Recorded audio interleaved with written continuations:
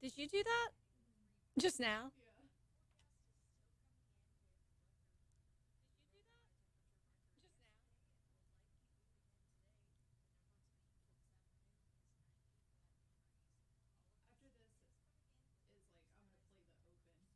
Okay.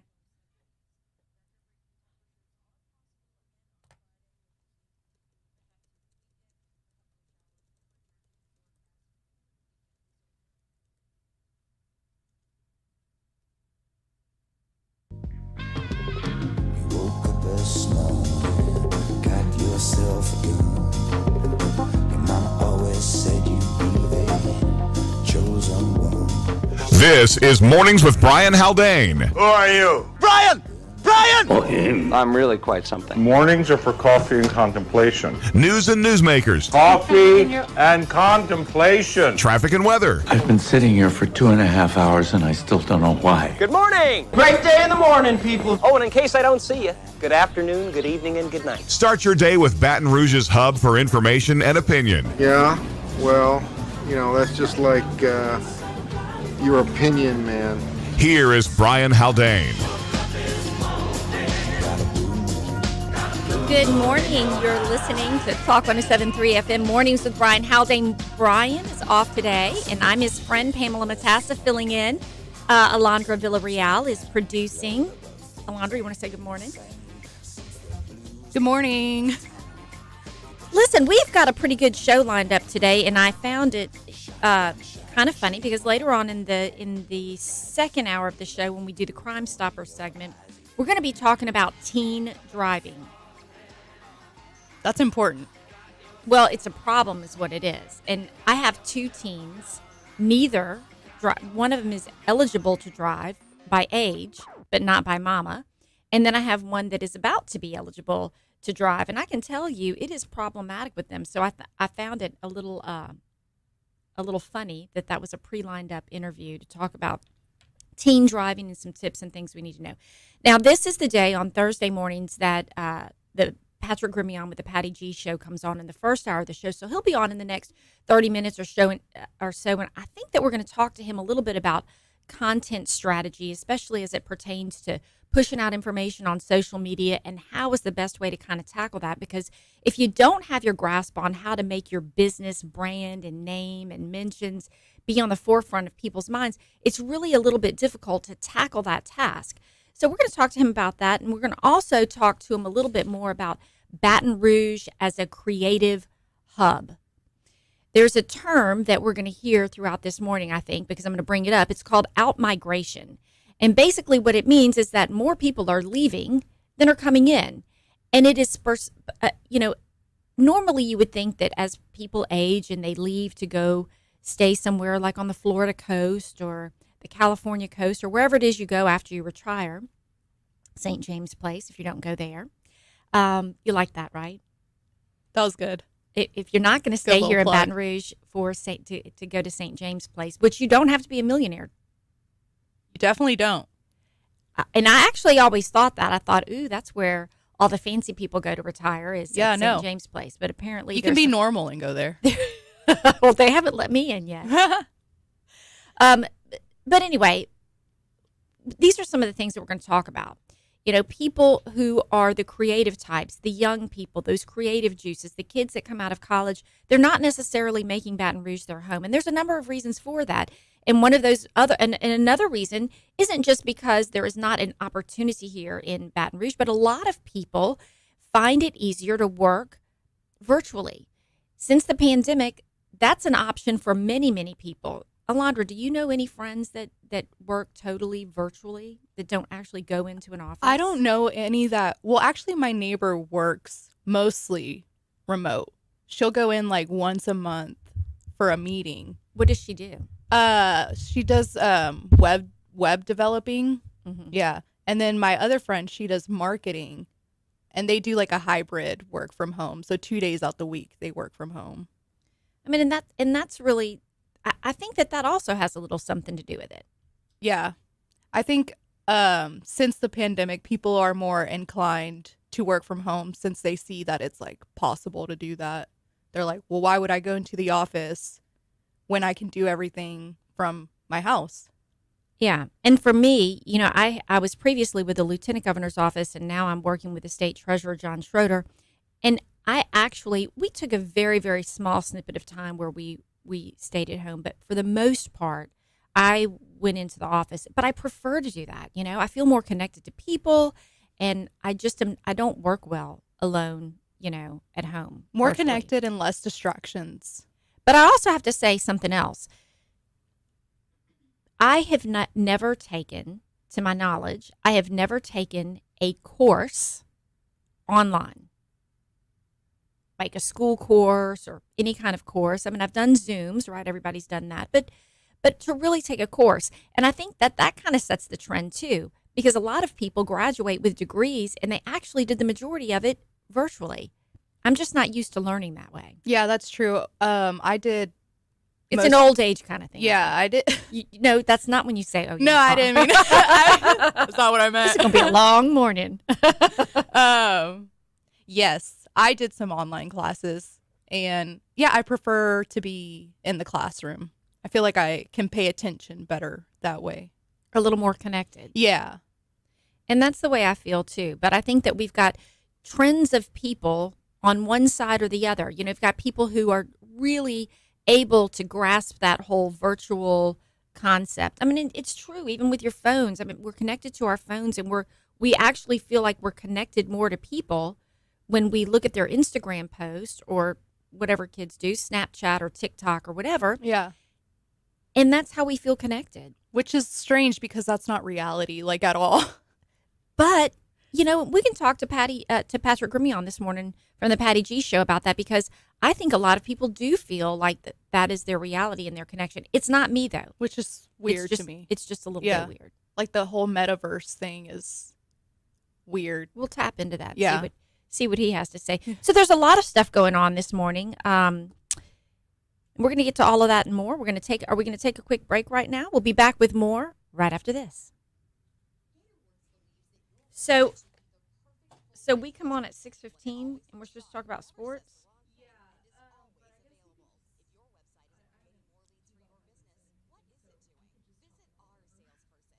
Well, what is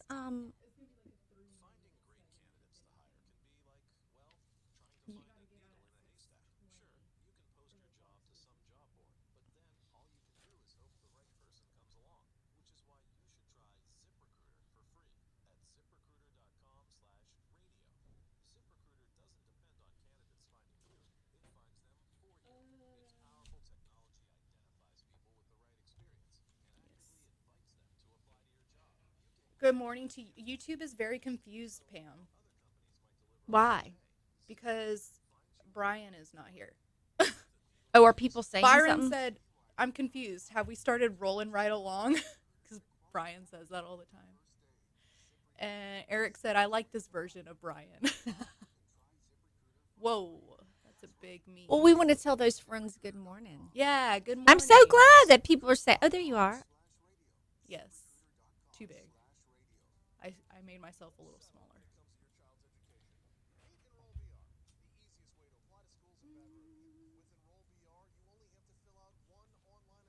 So do you have some good sports to talk about this morning?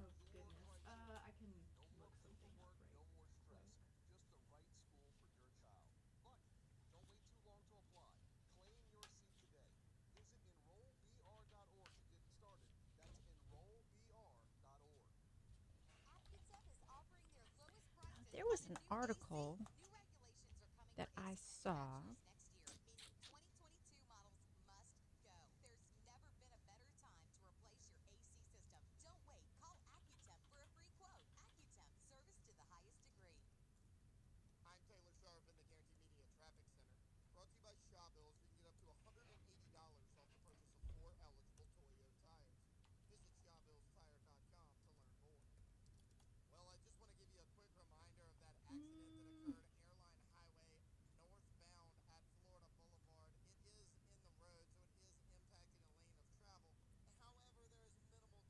We have a home game this weekend.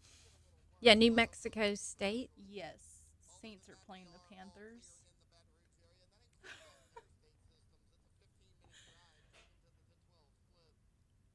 don't know.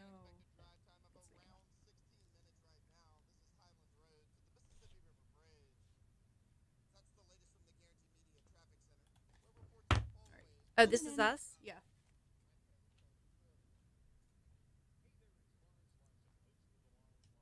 It's Lars Larson. Oh, yes.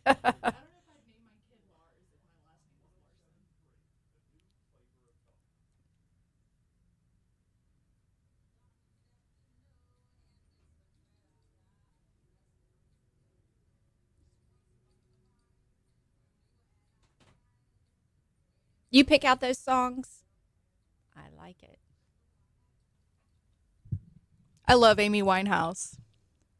She's my favorite. Is she really? Yeah, I love her. Back to Black is like one of my favorite albums ever.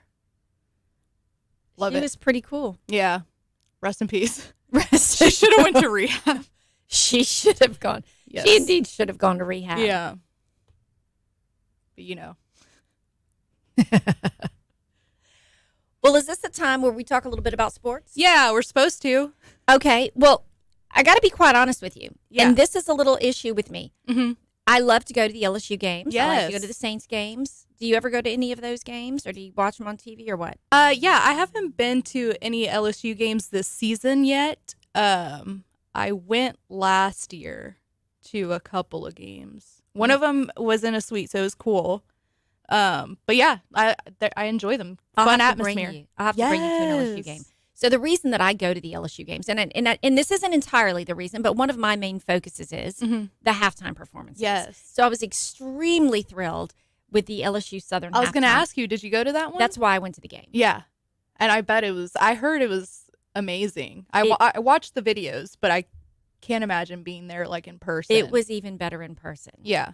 So I kind of punt that off to you a little bit by saying it's time to do some sports. So I'm going to let you kind of lead the charge there. Okay. We'll talk a little bit about what's going on. I know LSU's got a big game. Yeah. Are you going to go to it this weekend? I am not going LSU's to go. playing- I'm going to let my son go. Nice. In my stead. Yeah. They're playing New Mexico State. New Mexico State. What Yeah. can you tell us about New Mexico State? I don't know much about New Mexico State. They're not like a big school to really pay attention to.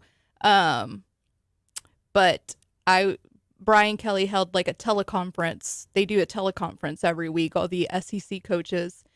And they asked him about Jack Besh. Jack Besh hasn't been getting a lot of looks lately. So they're like, well, what's up with Jack? Like, if y'all remember, he was injured during camp, missed the beginning of camp. Yeah. And Brian Kelly's like, no, it's not that. Like, just us as coaches need to do a better job of getting Besh those looks. So it's not that. That's our little update on Jack Besh. He's fine. He's good. Fine. He's good. He's just, The coaches from the coach himself just need to do a better job of getting Jack of getting Besh him looked some at looks for the future. Yes. Okay. So let's see. What can we find Saints? out about New? Oh yeah, the Saints are playing the Panthers The Saints are on playing the Sunday, Panthers. September 25th. Is that a home game? Let me see. No, they're going to be in Carolina. So it's an away game. Why is this? Were you going to give us a little bit of an update about New Mexico State? Yeah, I'm trying. I don't really know much about New Mexico Yeah, State. I don't either. Oh, here we go. And I wonder if they bring a big contingency with them when they come, if they have a lot of Like fans. their who are fans. gonna- Yeah, if they have so a fan base that comes, because it's a really big deal to be able to come into Tiger State. It and is. experience that yeah. when you don't do it a lot. I know that the Southern fans were very excited to be able to come play here. New Mexico is 2-1, so is LSU, so they're at the same record. Yeah. Wilson Alexander has it. LSU 38. Oh, it's not New Mexico State. It's New Mexico, Brian says. Good morning, Brian. Wilson Alexander has LSU 38, New Mexico 10. So if you want to make your bets, go ahead and do that. We're Yep. about to have to go to the Fox Business Report here in like 10 seconds. So Yeah, let's throw it to the Fox Business Report, and we'll be right back with more Patrick Gremillon's coming on in just a second. We'll be right back. That was terrible. good Lord. I think I need to go let Patrick in. Oh, wait. Patrick's here. Yeah, let me go let him in. Well, actually, let me go to this break and then I'll let him in.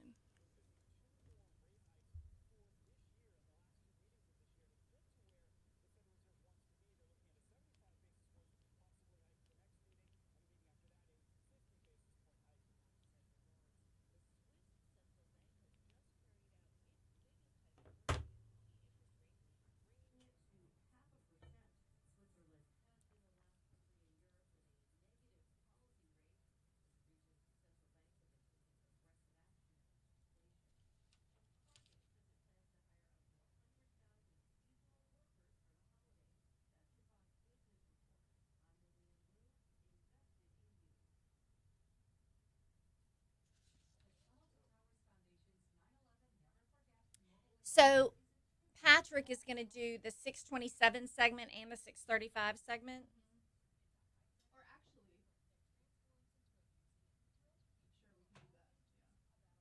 But, but he's here. What would we normally do on these other segments? When is the... Oh, okay. Well, we need to come up and talk about something.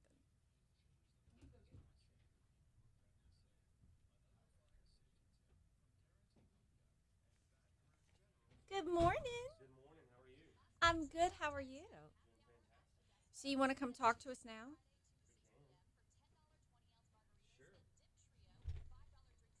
I mean, you're here.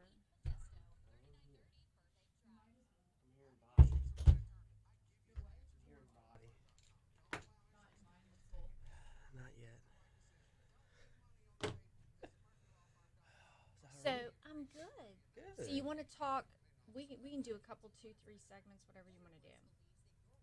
Doesn't matter to me. So the first segment. So Alondra, this first segment that comes back at 6:27, and it lasts until 6:31. And do we throw to something? Hard?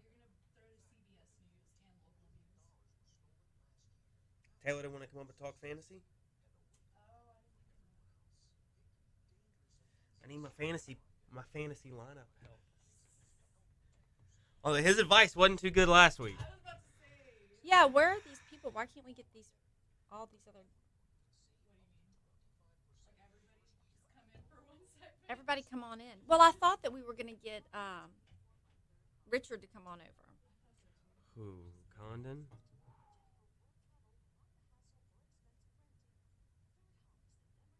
I have to tell you, Richard Condon, I mean, I used to be like in awe, like scared of him. Yeah, I was like, oh man, I don't want to, I'm afraid to be on the air. I'm like, if I had to be on the air at the same time as Richard, what if he called me out? What am I going to say? Like, what am I going to say? I cannot come back with whatever he's bringing to me. Right, I'm like, I'm just shutting it down. That's why you can't out clever Condon. He's gonna come in from left field, and you got to come in from right field of the bleachers. You have to like figure out a way to throw him off his game so much so that you catch him off guard. So this first, since it's 7, 8, 9, 30, 31, you want to talk about documenting as content strategy? Sure, we can do that. So what's your background? So I am the communications director for State Treasurer John Schroeder. Okay. And I used to be on TV 100 years ago. I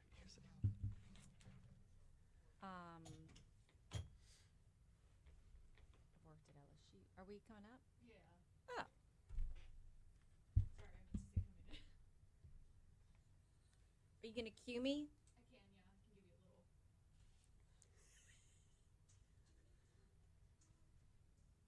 I can give you a little.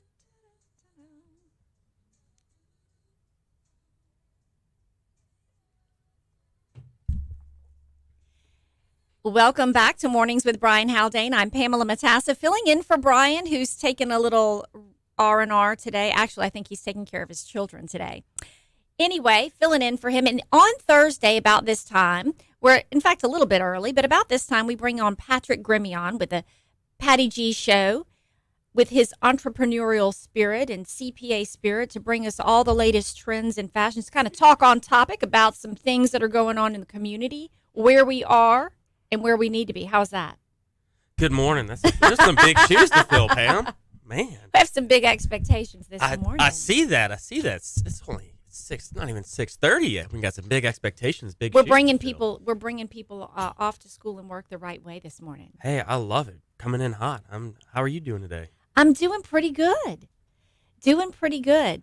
So I want to talk to you a little bit. I was telling the listeners a few minutes ago about how this morning that we'll talk about content strategy, businesses, and I'm assuming particularly pertaining to web, social media, online presence, making yourself seen and heard.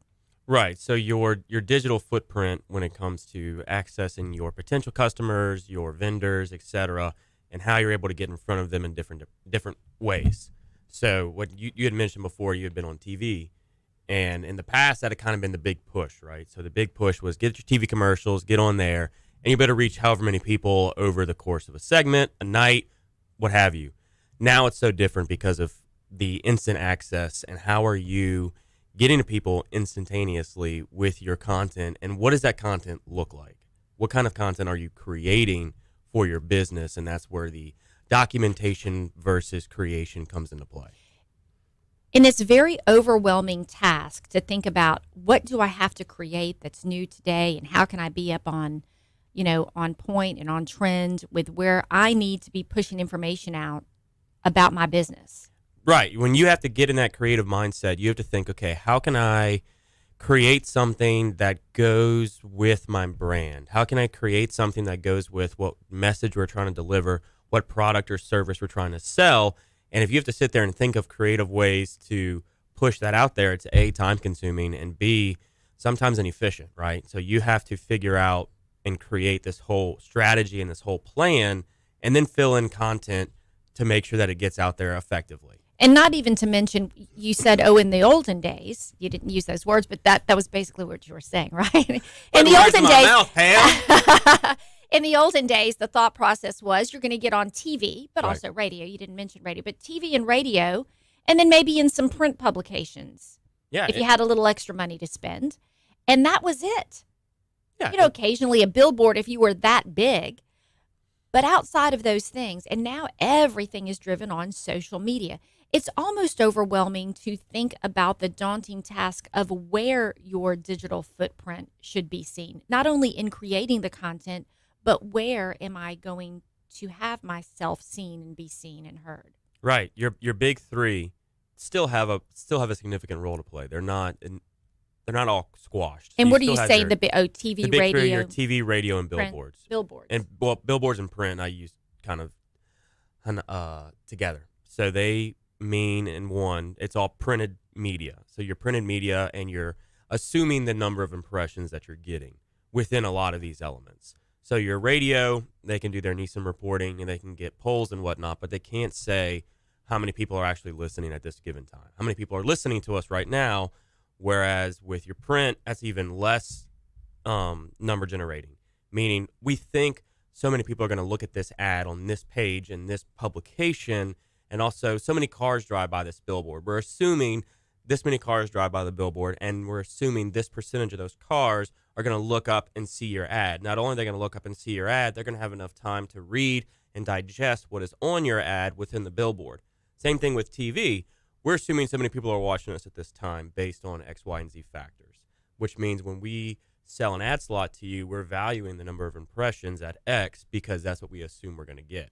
Now, when you look at streaming services, you're pretty much guaranteed to know how many people have seen that ad based on when it's fed, what platform it's fed on, and you can actually get tangible numbers. Oh, yeah, Same you thing can with track social. it. Yeah. Same thing with social. You can track it. I can tell you how many people have listened to the show, how many impressions the show's posts get within a matter of, if you want to know at the end of yesterday, how do we do? I can say, these are the stats from yesterday. Here is the actual numbers. It's much more tangible evidence, which is kind of in part a reason for businesses to shift to this digital platform because of those tangible results. And then how do you know which areas in the digital world you need to be? That all depends on what field Your you're business in. is. It depends on what your business is. A good rule of thumb is wherever you are personally and wherever you think your customers are. Now, the type of content gets a little bit different in that factor. We are going to take a break in just a minute for CBS News and local news reports. And then when we come back, I want to talk about what is that content? What should your content be? And how do you deliver to your audience or potential audience? So we're going to take a break, and we'll be right back with more of Talk 107.3 FM right after this.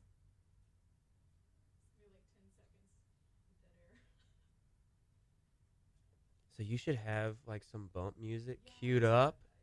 I thought it said 10:31 on my thing, and it was 10:31. Oh, I'm looking at this one. So I didn't that's look the at that one, one. yeah. I'm looking at this one. You just need Oh, I was like looking. I was like, I don't have a. Okay, give me a one. Okay, Did you give the one and didn't you give the 30? give me a 30. Give me a 1 minute and a 30-second too.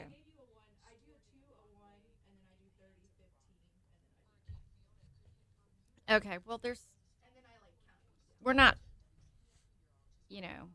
doing so hot this morning, but It's all good. You're doing fantastic. we're hanging in there. I'm not going to be asked back for sure. He's going to be like, Pam is just a hot mess. I'm just kidding. So do you want to talk about that? Like, what would the content be? Content strategy? Yeah, we can do that. Let's take our picture. Okay. How are we going to do that? Do a selfie or whatever you'd like. Morning, Renee.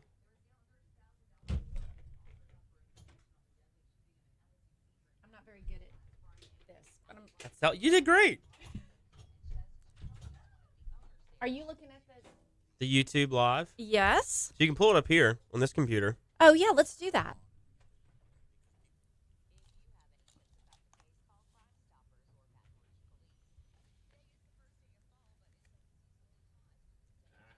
Today's the first day of fall. Yeah, and it's unseasonably hot. Of course it's unseasonably hot. It's Louisiana. My eye itches.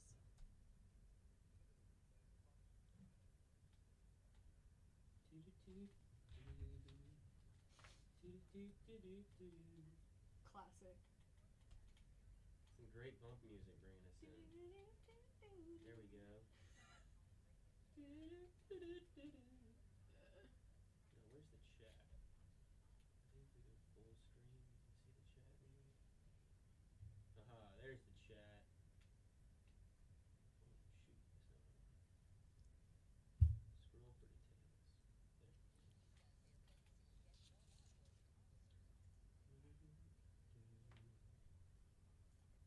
There we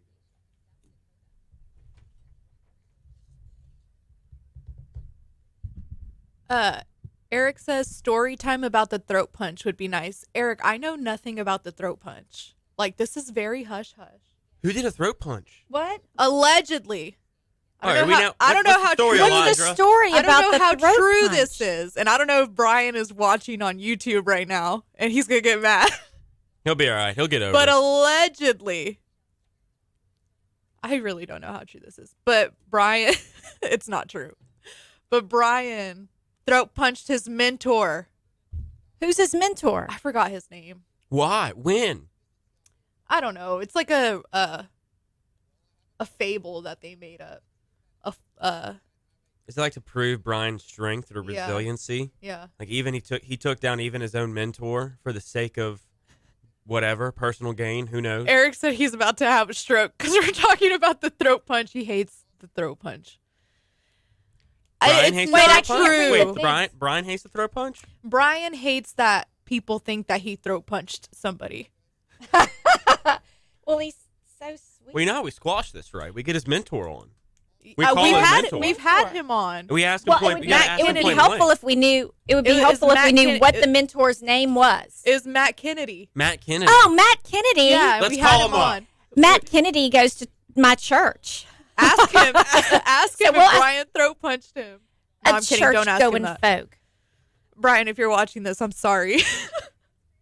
It's terrible. Brian, there was no collusion here. We did not know about this before coming on the show. I did not throat punch that man.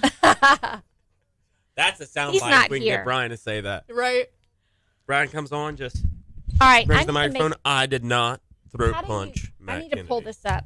Pull what up? Pull what up? All right, so I can see the. You just click on it. It's right. Oh, the comments are right there.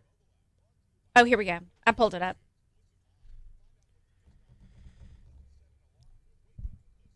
He's always on the phone. Oh, so if he's always on the phone, that's perfect. That means we can call him up and he'll answer the phone. Well, he may not I don't take have our Matt call. Kennedy's He may not number. Eric, do you have Matt Kennedy's number? I might have Matt Kennedy's number. Get Matt Kennedy on. Get him on the line. Ask him. Was there a throat punch? there and a when throat was punch? the alleged throat punch? Right. And how alleged- hard was, what amount of force was in the throat punch? Was it like a And I don't know joking throat what punch? I don't know what Or led was it like to a it. serious throat punch? Yeah, I don't know what led to it. It was when Matt was still working here. That was a long time ago. Yeah. He went to work in the financial industry, Yes. That's why we had him on. He was talking about something. I don't remember what. transitioning into money making is what he did. Yeah. So look, that throat punch knocked some money-making sense into him. It did. Obviously. It did. Now, would Brian take that as an attribution for why he made the shift into finance? Is Brian in making his claim? in his acknowledgments in his book to Brian, who throat punched me? Oh, Matt I'm Kennedy's got a so book? sorry, Brian. Matt's got a book? He's got a book out? I think he does. I don't know though. I could be wrong. Can we look at the cover of the book to see if Brian is actually acknowledged? Yeah, it's Is just like, Brian it's like an mid-punch? animation of like just Brian throat punching him. God bless. I mean, I don't want to say Brian doesn't have it in him to throat punch somebody, but I would be extremely surprised if he actually followed through with something of that nature. Yeah.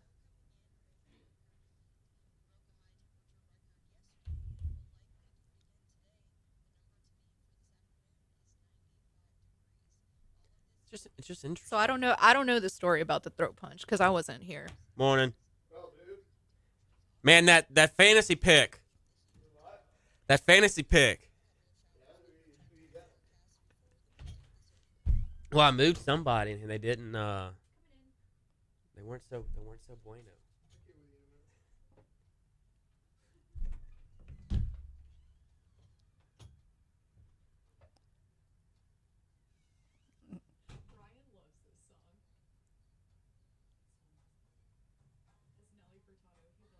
Of course Brian loves Nelly Furtado. Like, that's just such a Brian thing. Welcome back to Talk 107.3 FM. I'm Pamela Matassa, filling in for Brian Haldane this morning. Sitting in the hot seat with me is Patrick Grimion of the Patty G Show. And just to continue our conversation that we were having a little bit earlier, we're talking about your digital footprint as a business and where you need to be. And we talked about what we used to know, which was TV, radio, print. Those things are still relevant in there, according to Patrick. However, if you're not where you need to be with your digital footprint, it's time to get on board. Content. We want to move on to talking a little bit about what does it look like, the information that we're putting out there. Because it's a daunting task to potentially think of how to arrange what you need to be saying, how often you need to be saying it, what voice needs to be, et cetera, et cetera. Right. And so, yeah, the TV, the print, and all that is still relevant. But when it comes down to a cost breakdown of what are you going to pay for what you're going to get, the TV is always that paramount initially, right? But then you have to go into the factor of what is it going to cost to actually produce that commercial? What's it going to cost to get your TV ad and also the space on the TV? Now, when you look at the digital presence, you have a lot more control. You have a lot more direction of where you can take your ads and what your ads are going to be. So when you look at your content creation strategy, first and foremost, you got to figure out what your company does. How can you... Well, you're going to be in a world of hurt if you don't know that. Well, right. From a business standpoint alone, from a marketing strategy. But once you understand how can I effectively communicate what we do to our potential customers or to our partners, then you have to figure out what platforms is that going to suit us best. So for an example of a good old Louisiana Baton Rouge business or restaurant, whenever you look at them and you want to say, how can we get our presence out there to get people in the door to come have meals? Where you're going to look heavy at your Facebook and at your Instagram and also your TikTok platforms. So within your Instagram platform, you're going to figure out how can we showcase our food without seeming like so much of a food blog or taking the same picture at the same angle and whatnot. I think a great content for a restaurant would be filming the chefs cooking in the back kitchen. I mean, watching them a little behind the scenes action. Right now, again, for there, you're not having this big crew come in and scheduling and actually tailoring out what they're going to be cooking and how they're going to be plating it. You just want to get your marketing crew, whether that's an in-house or an out-house marketing team, in there to just film it and document it. Document a night shift. Document the behind the scenes of what the servers are doing, what the hostesses are doing, what the wait staff is doing, what the kitchen's doing. You want to document all that, put it into a clip, and put it out there and say, this is what it looks like for your evening experience, and then show the flip side of that food going to the table with the customers and the patrons enjoying the ambiance. Okay, and that seems like a little bit of an obvious to me. You know, just like if you are a clothing store on Instagram, you can probably try to figure out what it is that I do all day when I'm trying to take a break from stuff. Now, I visit my friends, you know, on Instagram. However, what if you're a CPA? So CPA firms are tricky, right? Because our business model is paid for service, meaning we're kind of similar to that of attorneys in the sense that we bill you by the hour spent. So you're paying for our expertise and our knowledge. When you look at a CPA firm, and what I think a great way to market a CPA firm is through that of a podcast, through that of a webcast, putting out your information based on certain topics on your LinkedIn platforms, on your YouTube pages, on your website, in the form of blogs, in the form of written word, in the form of spoken word with podcast, and dissecting various topic matters. So if, for example, if you're coming up on tax season, maybe in the month of December, your content strategy is how to close out year end, what to look for, what strategies can you take as a business owner, as an individual, to lessen your tax burden. So on your podcast, I would make the argument that putting out there your knowledge is not necessarily selling your services for free, because you have to be so generic because everyone's situation is so different. So walking someone through a 1040 and what the lines mean, how that impacts you, and if you're a small business owner, maybe some tax saving strategies you can look at, because then that puts you as the thought leader, as a knowledgeable resource for people when and if they need your services. Okay, take it back a little bit. So how do you start a podcast? Your phone. Plain and simple. It's easy as sitting on the counter with voice memos and pressing record on your iPhone, your Android, whatever phone you have. And then where do you push it out? You push it out there to several platforms. But the platform that I use for the Patty G Show is called Anchor.fm. So we record our shows. Now we're in a full-on studio, but I started with just my phone. And we had on a dining room table, and I interviewed my first guest, and we talked for 45 minutes, and I put it out there on Anchor. So what you do is you voice memo, you pull the MP3, put it on your computer, or even if you don't want to use your computer, you download the Anchor.fm app, and now you can actually record straight into the app. And they will set up your RSS feed, they will set up where your podcast gets pushed, and they'll do that automatically for you. So all you have to do is record, type up your notes on your title, your description, and press publish, and they push it to all the platforms that are necessary. And what is the cost for stuff like that? It's free. So literally for free, you can give some of your time and energy, put it aside, and try to at least begin the process of being a leader in your industry. Absolutely. And you push that content out on as a podcaster. Mm-hmm. And then maybe you delve into something else, maybe some little video vignettes. You could probably do those the same way, videos off of your phone. You can even record the video with your phone, extrapolate the MP3 from that video, and use the MP3 for your podcast and use the MP4 for your YouTube page, and then take it one step further and start clipping and timestamping your YouTube video for people to find certain topics. So if you have an hour and a half or an hour-long podcast, you can go into YouTube and put in your little markers at 3 minutes and 50 seconds. We talk about filling out your Schedule A and what deductions are actually deductible. In 12 minutes and 35 seconds, we talk about the fact you can't take moving expenses anymore unless you're active military. So on and so forth. You can work through all of that, and now you have tangible content that you can send out to potential clients or existing clients and they can watch you and learn a little bit more along the way. So when it comes to tax time, they can know what questions to ask. They know where to look. So the first thing you need to do is just really get that content developed. Yes. Begin to put it out there somewhere. And then the next step, obviously, would be to figure out how to get people to watch or listen. Yeah, and word of mouth is still the best referral tool out there today.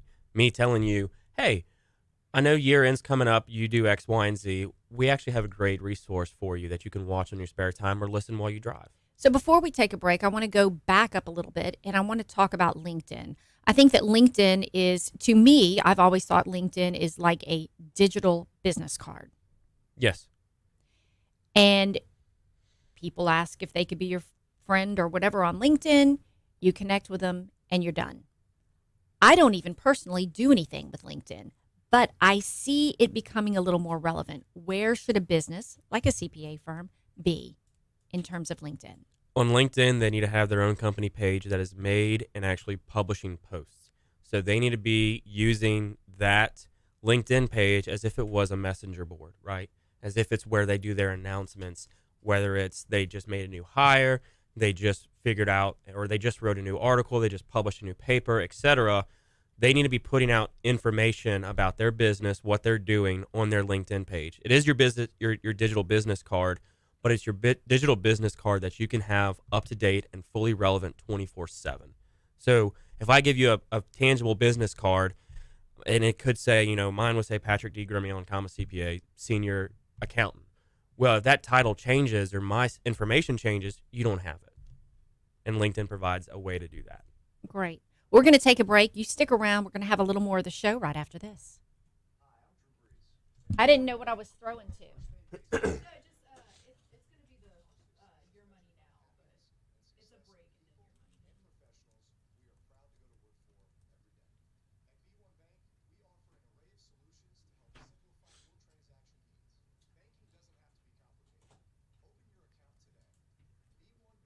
Where do you live, in Baton Rouge? Mm-hmm. Live in Mid-City, right by Webb Park. I call it Mid-City. I think. Have you ever checked to see if you have unclaimed property? I have. You have? Have you gotten any? No, I don't have any unclaimed property. I've checked for myself, my parents, my grandparents. I've actually had to go through for a client. She had some unclaimed property that was of significant value, and so we ended up getting all that claimed for her. It's interesting that it just sits there and nobody does anything with it. Have you checked yours? All the time. You got anything? I've had a little bit. I've had a little bit here and there, but nothing significant. Nothing real significant at all. I really think that's interesting about how people do all of the podcasting and information. I've done that for businesses before. Record video, extract it. I actually used to have a radio show here called Mortgage Matters with GMFS, and we divided it up into like 3 or 4 different segments. One segment we would have a mortgage banker come on. One segment we'd have a realtor come on. One segment we'd use as sort of a financial literacy sort of segment. And it could be really just about anything, your credit worthiness. It could be a CPA. It could be any number of things to kind of make sure, talk about your financial stability and what you need to do, credit rating, stuff like that. Right. And then another segment would be just about community outreach. Oftentimes it would be the realtor or something that they're passionate about. Anyway, I would turn it into podcasts. It would be the radio show, and then I'd make video vignettes out of it. That's perfect strategy. I like the filming the long form and then taking the long form and dicing it up into little snippets. So you take for example, my show is typically about an hour 10 sometimes, depends on who the guest is. Where's your studio? Louisiana Technology Park at the Falaya Focus Studio. Where is that? You don't know what the Louisiana Technology Park is? Yeah, is that off of... the Bon Marché Mall? Yeah. So it's the old Bon Marché Mall, and a buddy of mine, Barrett Blonda, who owns Falaya, I have had many conversations with him over the years about the importance of podcast, and ended up convincing him to build a studio, and so now I record in the studio that he built for his own purposes. I just also use it.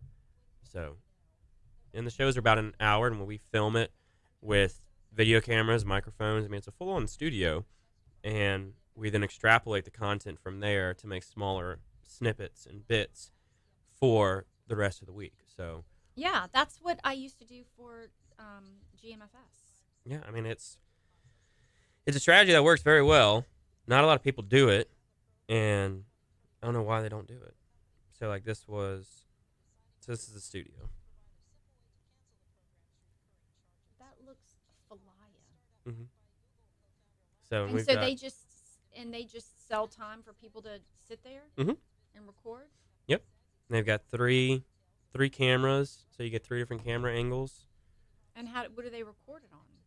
They record it into. They use a Rode.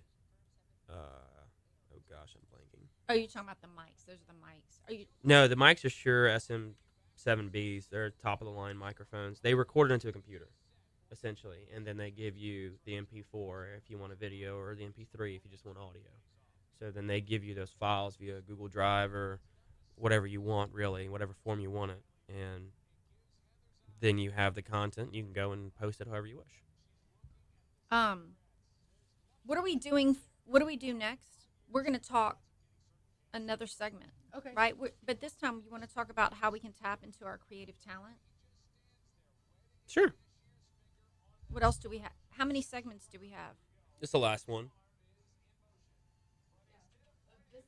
All right. You're going to have to look at me. You're going to need to tell me what we're going to next.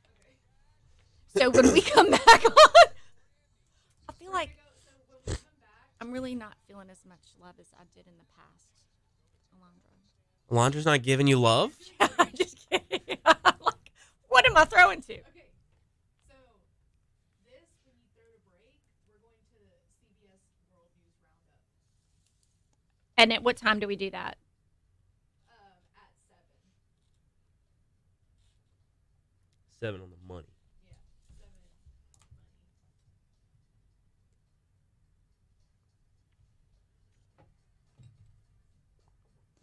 Welcome back to Talk 107.3 FM. I'm Pamela Matassa filling in for Brian Haldane this morning. And I'm continuing my conversations with Patrick Grimion of the Patty G Show. Such a talented and brilliant young mind. I'm so glad to have you here and learning a lot from you, having these, stimulating conversations around your digital platform and businesses and how they can become more involved and make themselves, prevalent especially on social media. Were there any lasting comments that you'd like to make before we go on? Because there's something else that I want to talk about. I think we can move on if you're ready. So we've talked about the need to have that creative content and how we need to develop that. But I want to take it a little bit further. We have an interesting dynamic here in the Greater Baton Rouge area, and I'm going to call it, and it is coined out migration, and that is for every, I want to say, 8 people. Is that right? It's the Baton Rouge Area Chamber did a sort of analysis not long ago, and for every 8 people who leave, only 1 enter the Greater Baton Rouge area. Right. And so we call that out migration. And you can expect that a lot of that would be older people going off to retire, but the problem really comes in when we have young people, the creative minds, the next future, the generation. They're leaving. They're not taking their jobs here in Baton Rouge, and that's a big problem. No, 100%. They are, when you look at the creative space specifically, and you look at the talent within the creative space specifically, that article you're referencing, they talk about how one of our greatest exports within the creative space is the talent, because they go off to Los Angeles, they go off to Dallas, Houston, New York, where have you, to live out their creative dreams, because they live in this mindset that there may not be enough creative space within jobs or industries for them to stay here. So they go where people talk about you can be creative, you can explore your talents and gifts within other work areas. But in reality, right here in Baton Rouge, there's a dire need for a continuation of building within that creative mindset and that creative space where people can have the opportunity to come in and start documenting, start creating this content strategy for people, and be their in-house marketing person rather than going to do it for somebody else. So how can we begin to tap in to our creative talent?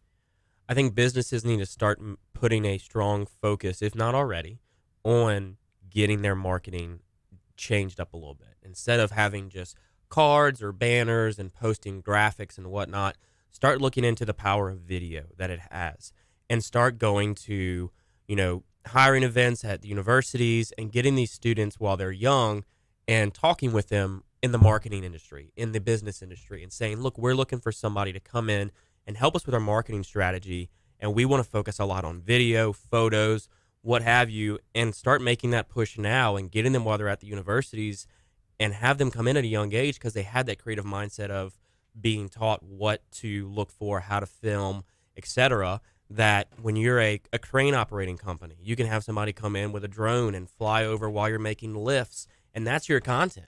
Then talking to the owner, okay, what are we doing here? Well, we're going to lift this box and put it on top of the roof, and we're going to tie it in. And as you, as a creative person, can document all that, do some video editing, and that is your piece of content for the day, the week, the month. And I think that therein lies the problem, right, Patrick? Because for a lot of people, they're in the business of whatever their business is. Right.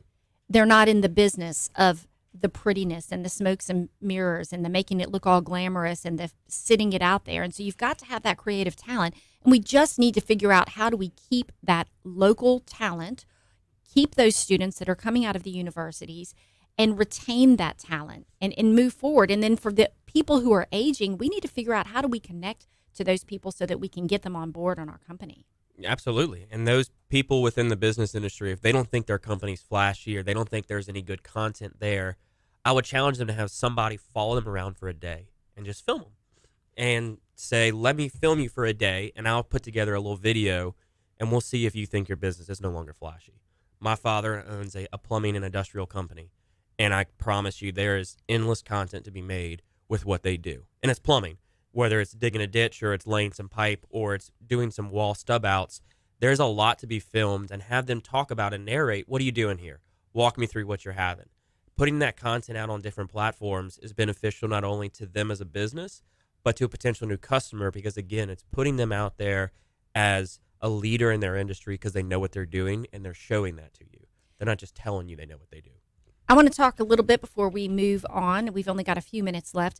Tell me a little bit, for those who don't know, talk to me about the Patty G Show, how people can watch or listen, and where and how, and what do you have coming up? So the Patty G Show this week, we have John Williams of JCW Creative, which kind of sparked this whole conversation.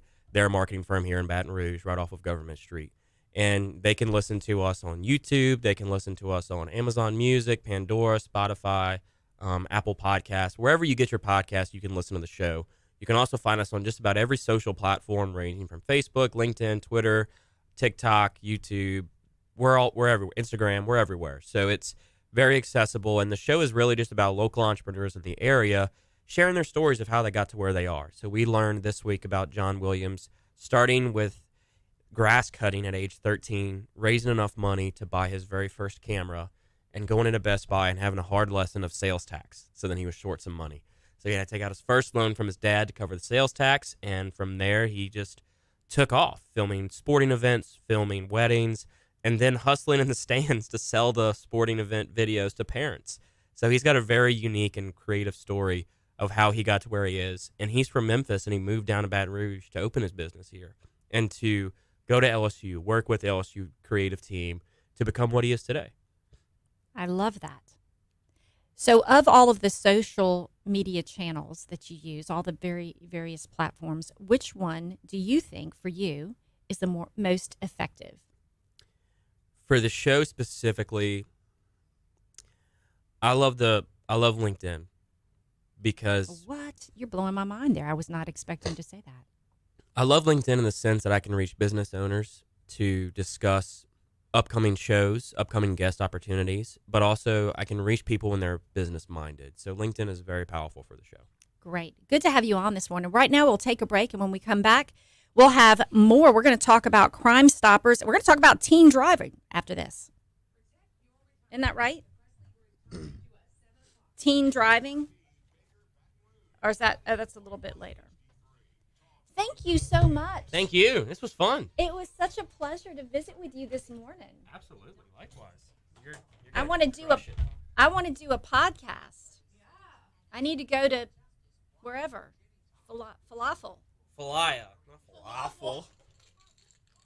Falaya, like jambalaya. Yeah. Yeah. Or Guarantee has their own podcasting network. Oh yeah, here. Southern Biscuits or something. Drop Biscuits.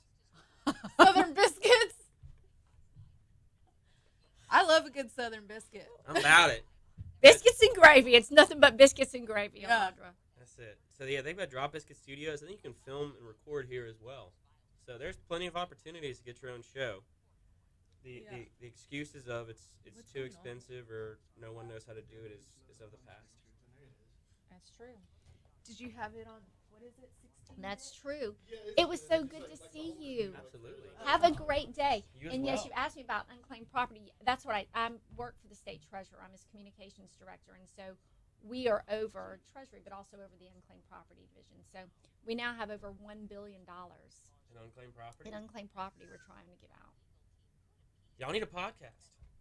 We do need a podcast. Y'all should have a podcast for the Treasury Department. Talk about unclaimed property. Have callers call in and work through the unclaimed property process with them. That's another thing with podcasts. You can have callers. Have them call in and talk to them. But you got to do, I know. I've got to come up with a creative idea. I'll produce it, Pam. Yeah. Okay. I don't think you need to come up with some elaborate creative idea. Just start documenting what y'all do on a day-to-day basis and putting it out there. That's the documentation versus creation. Creation, you get bogged down in how do we write this narrative? You're right. How do we create this card, this digital flick? How do we create this? Whereas if you're documenting, you just got somebody with a microphone and a camera following you around, and you're just going about your day. Or you're going about your business meeting, you're going about your activity, and someone's just sitting there pressing record. You'll be surprised what type of content can come out of that. No, you're right. That's very true. That's what vloggers do. Yeah. They literally and they have a lot of followers. And they literally just go around all day with a camera.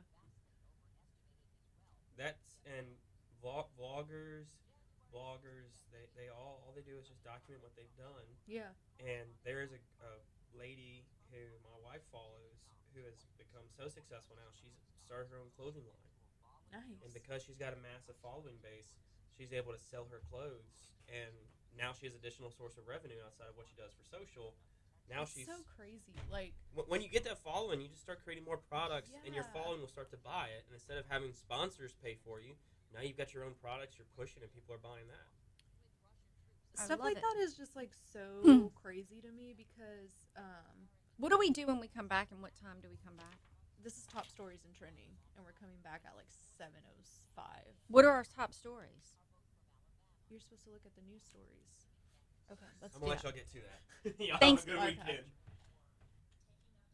So it's like 5 stories, like news stories that happened, I guess, like overnight or A Woodlawn High teacher's been reportedly placed on leave amid allegations of inappropriate behavior with students.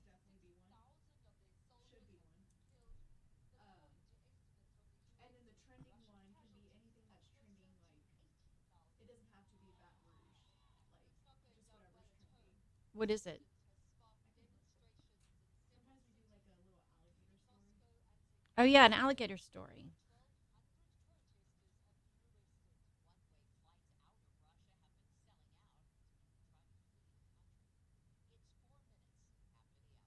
How about, the FDA warning kids not to marinate their chicken in NyQuil? What? Cook it and eat it. What? Oh my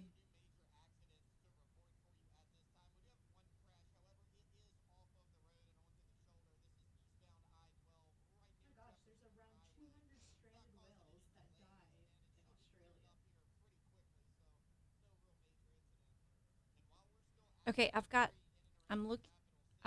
our top stories. I've got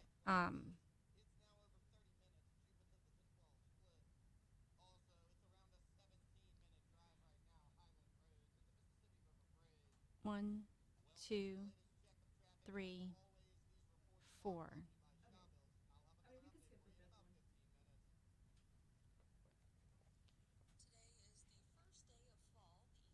1, 2, 3, 4 stories. And then what's our trending story?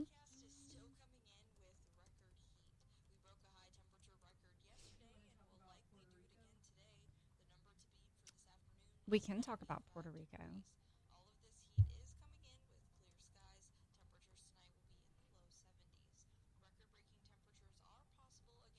You want to do the trending story?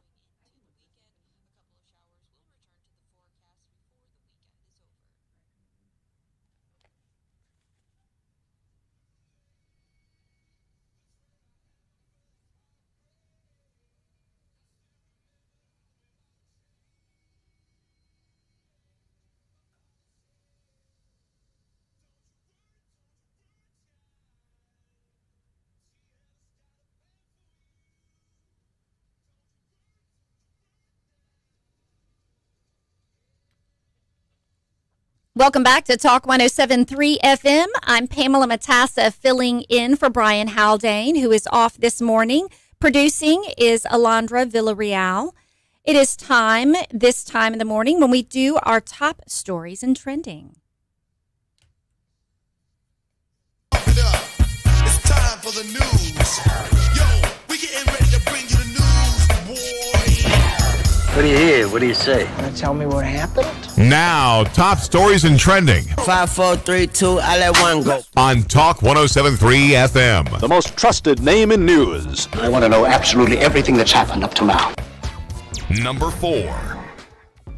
A Woodlawn High teacher has been reportedly placed on leave amid allegations of inappropriate behavior with students. That's according to the NAACP. According to the organization, the teacher used racial slurs towards students and accompanied students to social events while, quote, consuming multiple alcoholic drinks.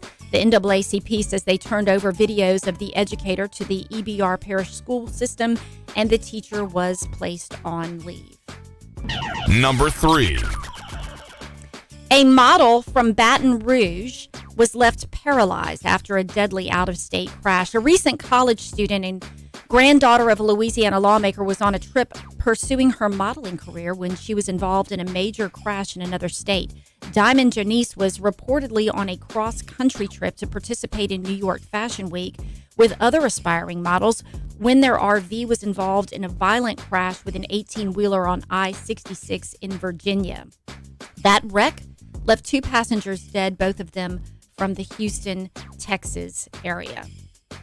Number 2. Number 2, we've been following this story, very sad story. People exchanged hugs on Wednesday afternoon outside of St. John the Evangelist Catholic Church as Allie Rice was taken to her final resting place at Hope Haven Garden and Memory Cemetery.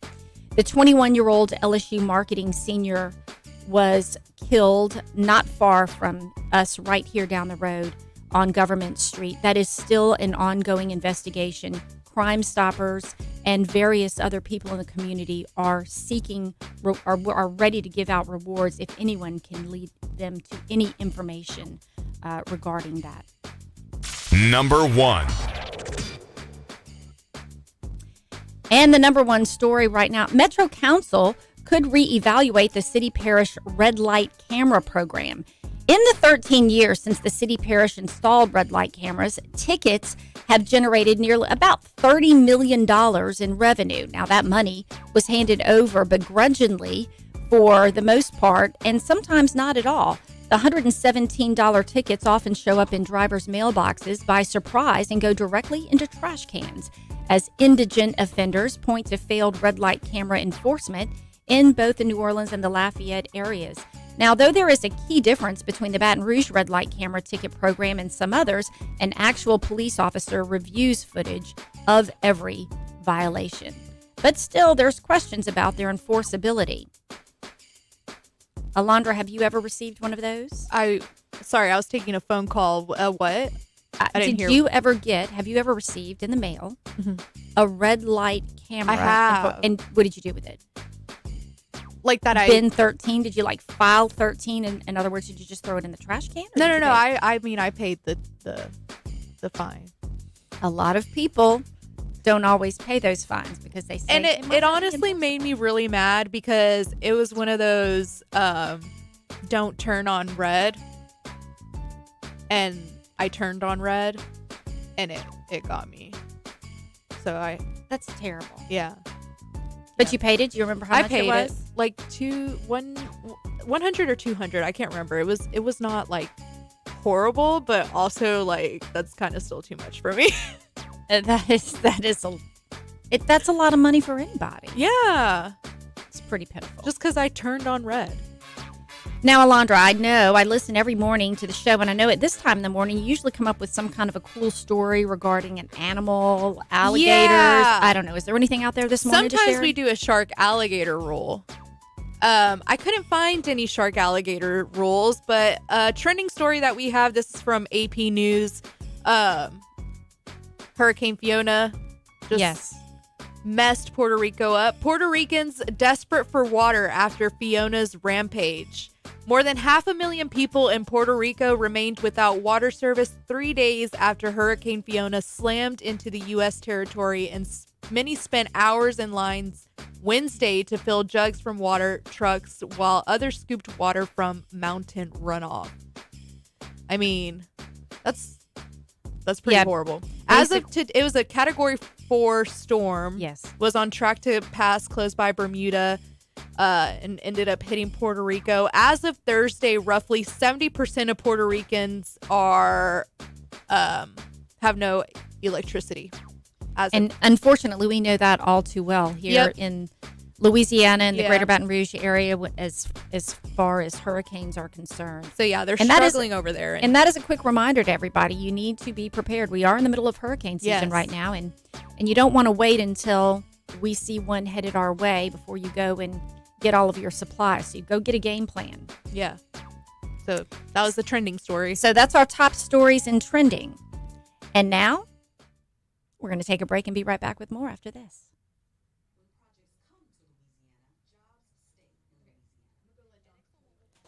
Who are we letting in? Oh, is Don? I thought it was going to be Christian Reed.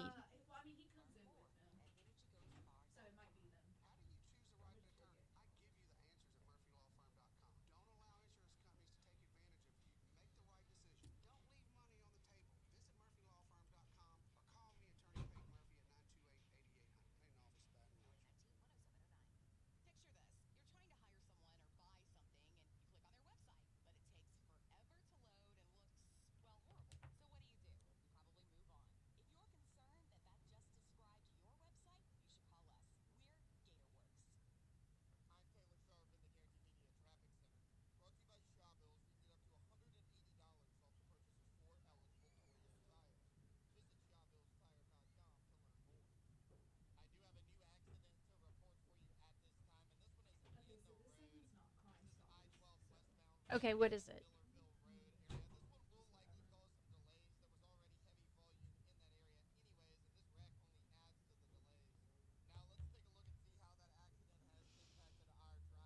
That comes on at 7:35. So we have a segment right now, 7:17 to 7:31.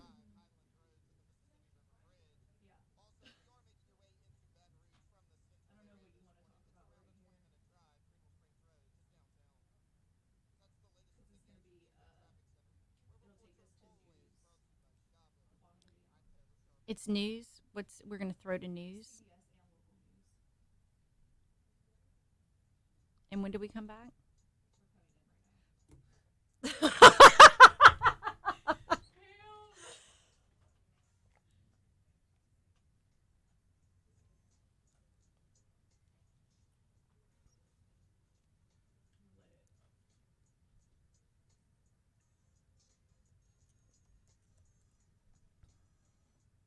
Fantastic.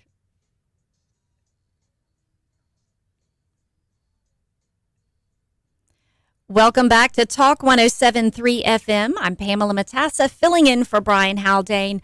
Alondra Villarreal is producing this morning and doing a fantastic job coming up with content and helping us stay on track. Thank you. You are so welcome. So right now, I think it's time for me to give this shameless plug into Louisiana's Unclaimed Property Program. If you have not checked for unclaimed property, if you do not know what unclaimed property is, I urge you to go to lacashclaim.org right now. I want you to go there, and if it's after 8 o'clock this morning, you can call the 1-800 number as well. But lacashclaim.org, and you can quickly look for yourself, for your family members, for your friends and loved ones, for your businesses, for your churches, for your nonprofits. I would like to tell you that we have more than $1 billion in unclaimed property, and we are desperately trying to give it away. Louisiana State Treasurer John Schroeder is working overtime trying to encourage people to check for their unclaimed property. We actually have teams of people in Treasury that actually try to go out and research and find these large claims and see if they can figure out how to give the money back to people. There are a number of things that we do in order to give money back to people that you don't even have to try. So one time a year, we do what we call a data dump with the Louisiana Department of Revenue. And that means that the Department of Revenue typically has the correct addresses for people. They have the most accurate addresses on file because people are filing their taxes. So we do a data dump of the names in our unclaimed property list, matching the Social Security numbers with the people in the Department of Revenue. And then those people we generate a good amount, a couple $1 million, $70 million, I don't know. We generate millions of dollars, depending upon the year, of checks that we just automatically send out to people. Alondra, I believe you were one of those people who received a check at one time. Did you get that this year? Yes, I got it just a couple of weeks before the last time that you guest hosted. Okay. I can't remember when that was, but yeah, I did get it this year. That's okay because we do that. Yes. Once a year. Yeah. And so, and then what happens is of those claims that are sent out, those checks that are sent out to people, somewhere around 20% of those, and I could be a little off in my guesstimation, about 20% of those, people just put them in the trash. Why would you do that? Well, because they don't know what it is. They don't know if it's real. They think it's a scam. People think that, oh no, if I cash this check, then it's going to alert the IRS. And then they're going to come after me and it's going to be costing me more money. Yeah. But we have all kinds of crazy stories of things like that. It just simply is not true. We're trying to give money back to people. Go to lacashclaim.org, look up your name, see if you have some money coming to you. It's a simple process. Now, there are times when people have a little more extensive claims that require a little more documentation, but we're trying to give you the monty back. This is your money. This is your money. Exactly. Hashtag claim it. That's what you like. Y'all need to start a little hashtag on Twitter. Hashtag claim it. Hashtag right. claim it. Mm-hmm. It's your money. Claim it. It's your money. Claim it. And that's what we're trying to do. So I am tagged with the task as the communications director for the state treasurer with coming up with a strategy of how to get more unclaimed property into the hands of the rightful owners. And the treasurer really wants me to kind of focus in on that because we've got that $1 billion of money that is waiting to be returned to citizens by the Louisiana Department of Treasury. 1 in 6 people, basically 1 in 6 people have unclaimed property. Do you know what the average amount of the refund is? No. $900. Oh my goodness. Did you No. Mine seems very small compared to that.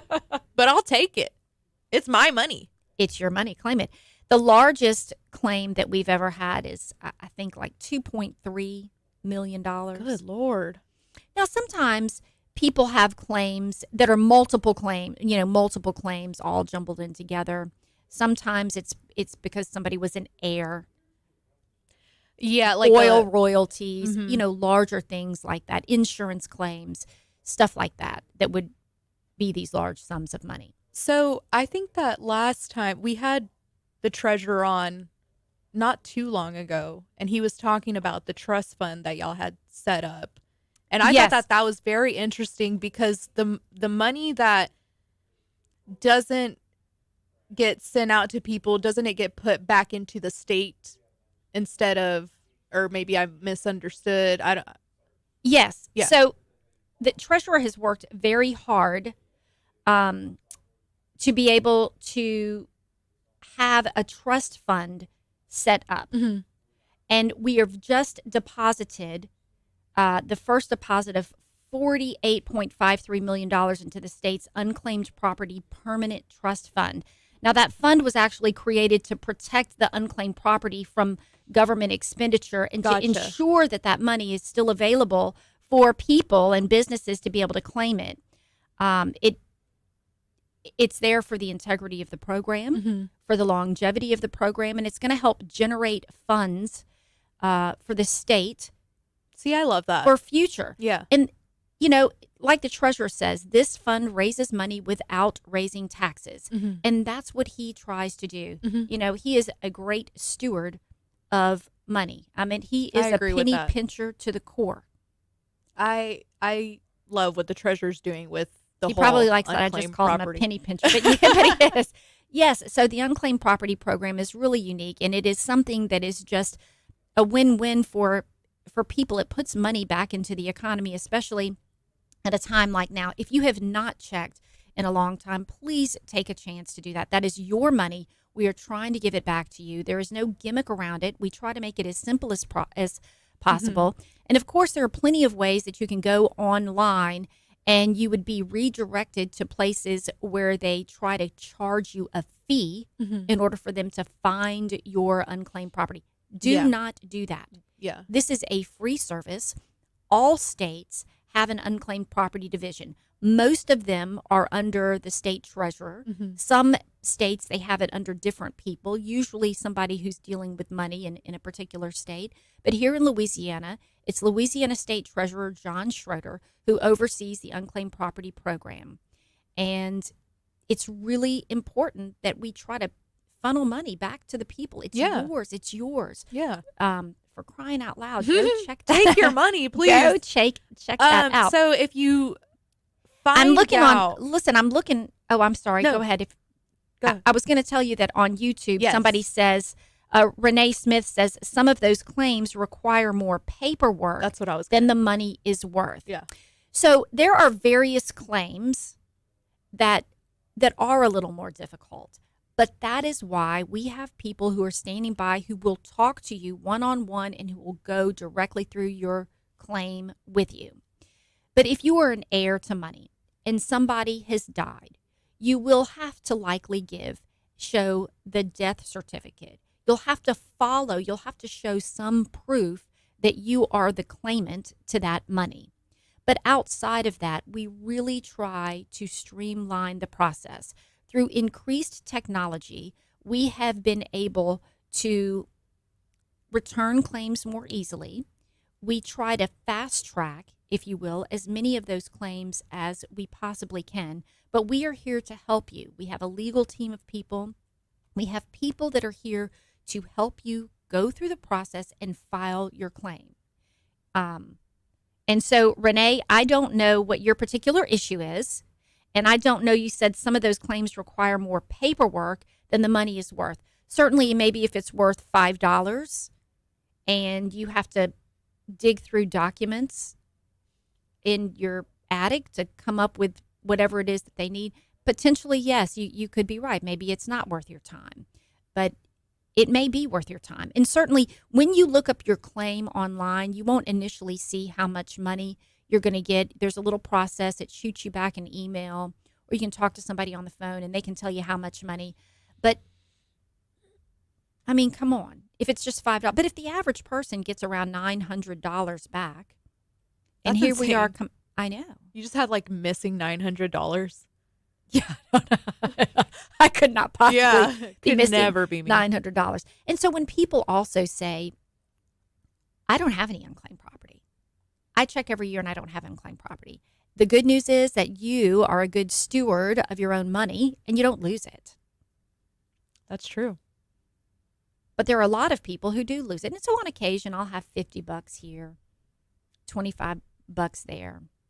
My parents, this is Renee, my parents lived in Bogalusa when the chemical spill happened. They are both passed away. It's under $200 each. There are 5 children. Not worth it. I see what you're saying. So you would have to potentially divide that up amongst 5 children. And I understand what you're saying. We would still like to give it back to you, and we would try to make it as simple as possible, but that's it. So sometimes when there's multiple heirs to money, but when you're talking $900, when you're talking more than $900 or thousands of dollars, that's something we want to try to give back. One of the treasurer's favorite stories is giving away money, $275,000 to an actual homeless man who was living, since Katrina, living underneath an overpass in New Orleans. Oh my God. And our unclaimed property team of investigators went out and found him. The man is since deceased, but the story is still true. That changed his life. Yeah. That changed his life. And certainly that's an extraordinary story. But there's still a lot of untold stories out there. And we want to uncover those. And this year, you can help me do my job better if you go check for yourself for unclaimed property. And I want you to do that. I want you to check for unclaimed property to see if you have any. The 1-800 number, by the way, is 888-925-4127. 888-925-4127. lacashclaim.org. You can do a quick check, see if you have any unclaimed property.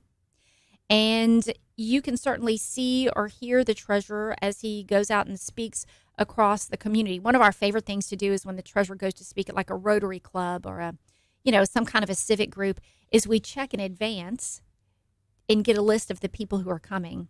And he likes to be Santa Claus. Yeah. And he likes like to play Oprah. Santa Claus and like Oprah and hand out checks to people. Yeah. I mean, how much fun is that? Yeah. You get to give people what they want. Who doesn't want money? Money, money, money, money. Yeah.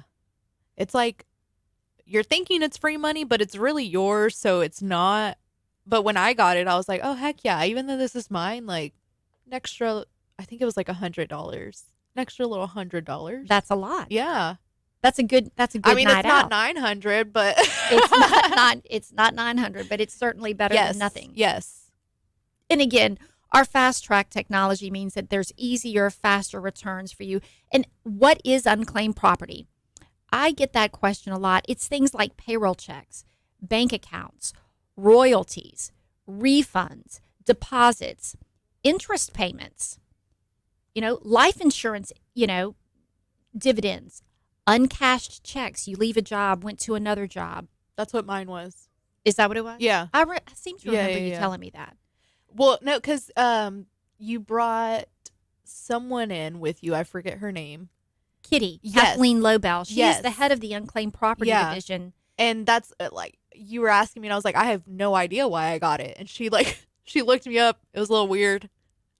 She looked me up and she was like, oh, it's a check from, I used to work at Marshall's like a while back, and that's where it was from. And speaking of Kathleen Lobel, Kitty Lobel is we call her. I call her Kitty, but Kathleen Lobel is the director of the unclaimed property division. We have a tremendous team of very talented people. She is so much fun to work alongside, to work for, and to work with. And she has been with the state treasurer's office in the unclaimed property division for a very long time. A leader among leaders. We have the best returns in terms of money that we give back in the country. Our unclaimed property division does an incredible job. Gift certificates, by the way, not usually a big thing, but if you buy a gift certificate and you give it to me and I never cash it, that money eventually is going to go after 5 years. The company, the business that you bought it for, has to return that to the state treasurer's office. And that in turn becomes unclaimed property. And so that could be something. Got a couple of good questions on YouTube. All right. I don't know that I can answer them, but I can certainly give it a try. Jason wants to know if the money is returned digitally or an actual check in the hand. I got an actual check. It's an actual check. Yeah. And Jason. then, Debbie, how do you get it if the address on the fund is correct. Wait, so let me read that again. Yeah. Debbie, these are a couple of questions that have come in from On YouTube. YouTube. So Jason David, we answered Jason's. Is the money returned digitally? No, it's an actual check. Debbie asks, how do you get it? How do you get if the address on the fund is correct? I think she may mean, how do you get the money if the addresses don't match? Mm-hmm. So all you have to do, Debbie, is give us a call at the 1-800 number, and we can just talk you through that. We're trying to give the money back, and so we will make it easy for you. You'll just have to prove who you are and that money belongs to you, and that's a pretty simple process. And if you have any questions, you can of course give us a call at our 1-800 number. Let me tell you that again. It's 1-888-925-4127. The offices will be open in about 30 minutes or so, and we'll be ready to take that call from you. Or if you want to just give me a little message and I can give you a call when I get off work and put you into the correct hands. We're going to take a break, and we're going to be back with Crime Stoppers right after this. It is or is not Crime Stoppers. So, Sergeant Don Coppola. I meant Lieutenant Don Coppola. And who else comes on?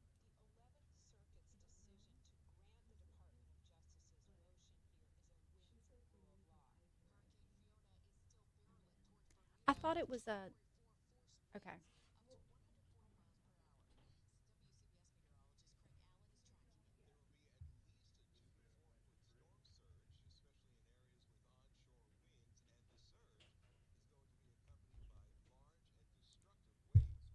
Good morning. How are y'all this morning? I'm great. Who all do we have this morning? Okay, so morning. They'll introduce themselves. I'm Susan Thorne with iCare. Hi, Susan. How are you? I'm great. And you are? I'm Pam Matassa, and I'm filling in for Brian Haldane this morning. Well, you're doing a great job. Oh, well, thank you. So how do we usually, and you're Christian. Yes, Christian Reed. It's nice to meet you. Nice to meet you. I'm Don Coppola. Hey, Don. Nice to see you. Nice to see you this morning. So So how do this we will be usually do this? So Christian is the one that's going to be talking? Yeah, he's going to go on and right after the intro. And did Brian email you the... I have these questions on my phone right here, and it says that we're talking about teen drivers and safety on the road Right. with Trooper Christian Reed. Yep. Is that right? Yes. And so y'all just come in to make sure he's doing what he's supposed to do? Well, it's Actually, come to make sure Brian is doing what he's supposed to do. right. It's really Brian. we Guests have are to really watch. fun. No, we have to watch Brian, and I have to watch him too. So that's what we do. Is of course, it's Crime Stoppers time, so they give it to iCare, and so with iCare, we bring in our community partners, and today we have Trooper Reed on. I was trying to figure out what was the connection between Crime Stoppers, eye care, and then we end up talking about teen driving. That's right, safety. Yeah, so I'm here every week representing Crime Stoppers. And then once a month, I'll bring on guests like iCare or someone else. So we're not just talking about fugitives every week. We're just kind of spreading it around and passing the information on. And I don't know if you remember this, but you were here another day when I filled in for Brian. Yes. And so I'm Pamela Matassa, and I used to, my very first job, I actually worked, well, not my first job, but I did a television show called Missing on missing persons and wanted fugitives, and we had a 1-800 number. And I worked with Sig Newman when we first started Crime Stoppers. And I actually helped with the first missing Amber Alerts when they first came out. And so I did a lot of stuff with Crime Stoppers from the very beginning. And so I'm very passionate about Crime Stoppers and what you guys do. We appreciate it. And I know your schedule is probably jam-packed, but if you have any window, we would love to reconnect and see what we can do. I know. I need to make sure I have your number. Yes, I'll give you a before call. we leave, I'll give you my number. Give it to me, and I'll give you a call, and and we'll do something. Yeah, that'd be great. It's nice to see you all this morning. Thank you as for well. coming You in. as well. Christian, I got to tell you, Just a minute. I have a 15-year-old and a 16-year-old, Okay. and a 20-year-old and a 21-year-old. Wow. Those are a little bit of a hot mess, but I was like, I thought when Brian he sent me this list of what we're going to talk about. I was like, oh my goodness, teen drivers. It was like, aha. I thought like the Lord was talking to me when they sent you here to talk about this morning. Well, awesome. you're not alone. I too have 4 children. I want to pick. Can you send that to me?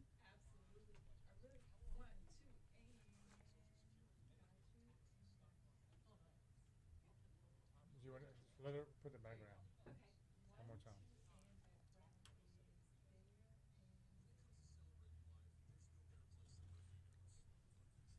Will you text me that picture? I'll give you my number. Have you heard the new Crime Stoppers intro for this? No. You're gonna enjoy it. All right. It's they did a good job of it. Good deal. Trooper Christian Reed.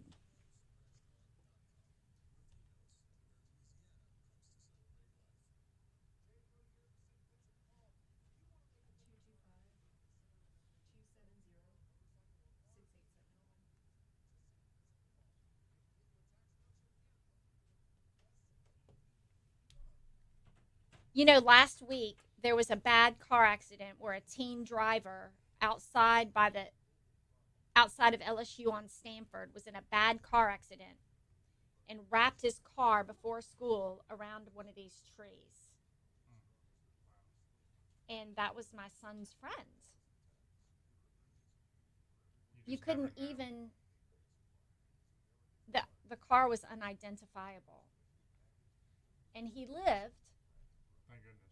Yeah, and, you know, but it's a hot mess. Oh, it is. It is. And you just never know. You just never know. I know Saturday after the LSU game, there was a crash involving a vehicle and a train. I was wondering why that train was stopped. Yeah, well, the train was stopped, and then they were distracted, the driver, in conversation with somebody else in the vehicle, and actually hit the train. You just never know. We just told people, right? And next week, I'm going to bring Josh Fletcher back with the railroad, and just to reiterate, because it's people trying to be. You're not going to win that. You're not going to win that at all. No matter what you do or how you interpret, it's not going to happen. You're going to lose. Just take the extra time or find another route. What is outside in? Like news stories from outside at East Baton Rouge Terrace. And do we have those? I can look them up. Okay.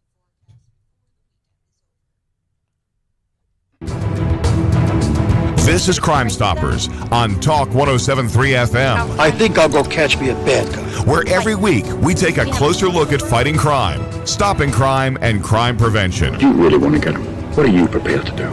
Everything within the law. As always, if you have information that you think would help solve a crime, call 344-STOP. All it takes is a phone and an open mind. No one will know. My eyes only, pal. It's Crime Stoppers on Talk 107.3 FM.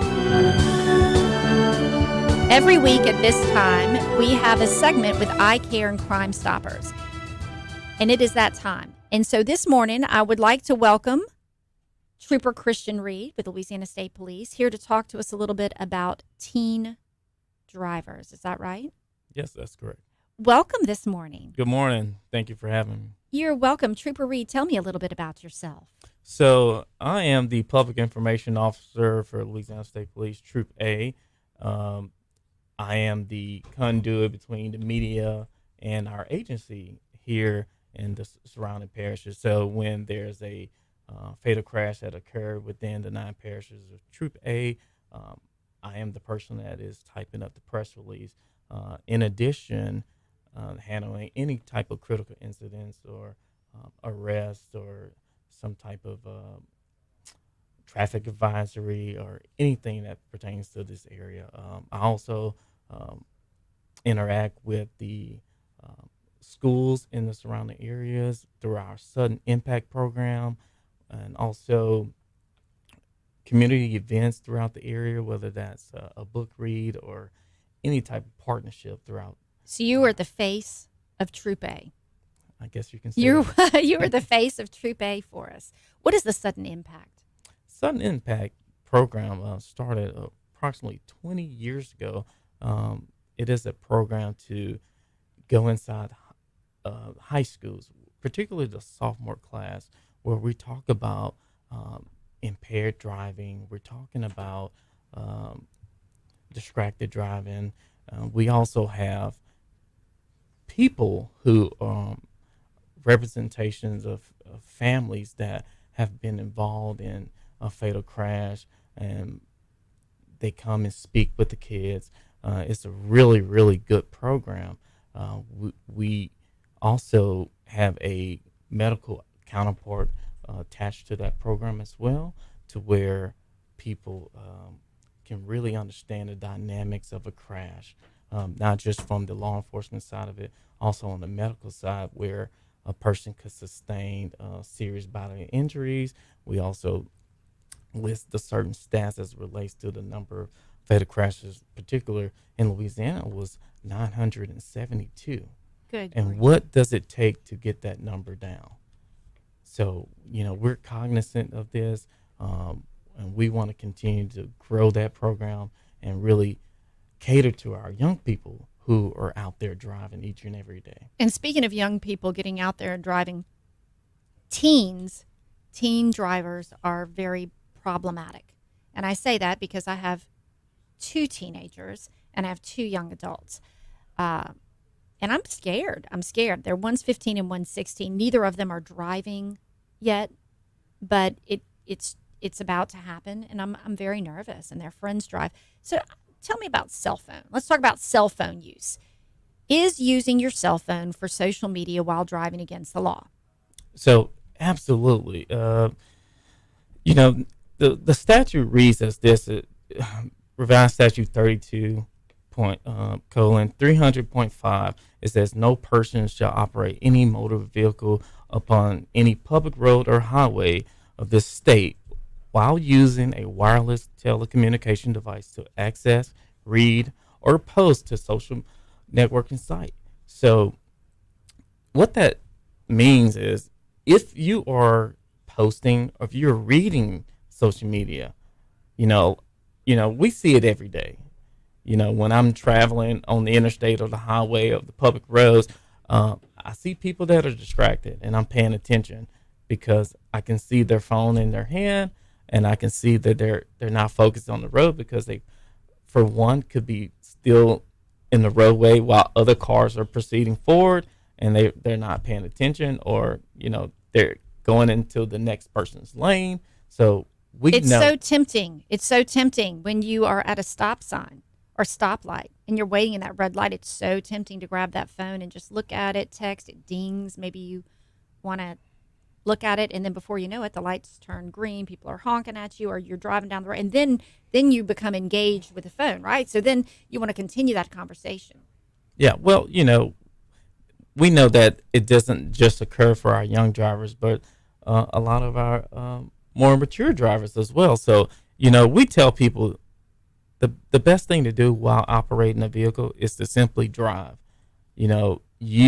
Utilize hands-free, put that phone aside, just continue to focus on where you're going, because there's too many distractions out there. So what do you do if you notice somebody, you want to report some suspicious activity, and you don't want to call 911? So what is it that you do?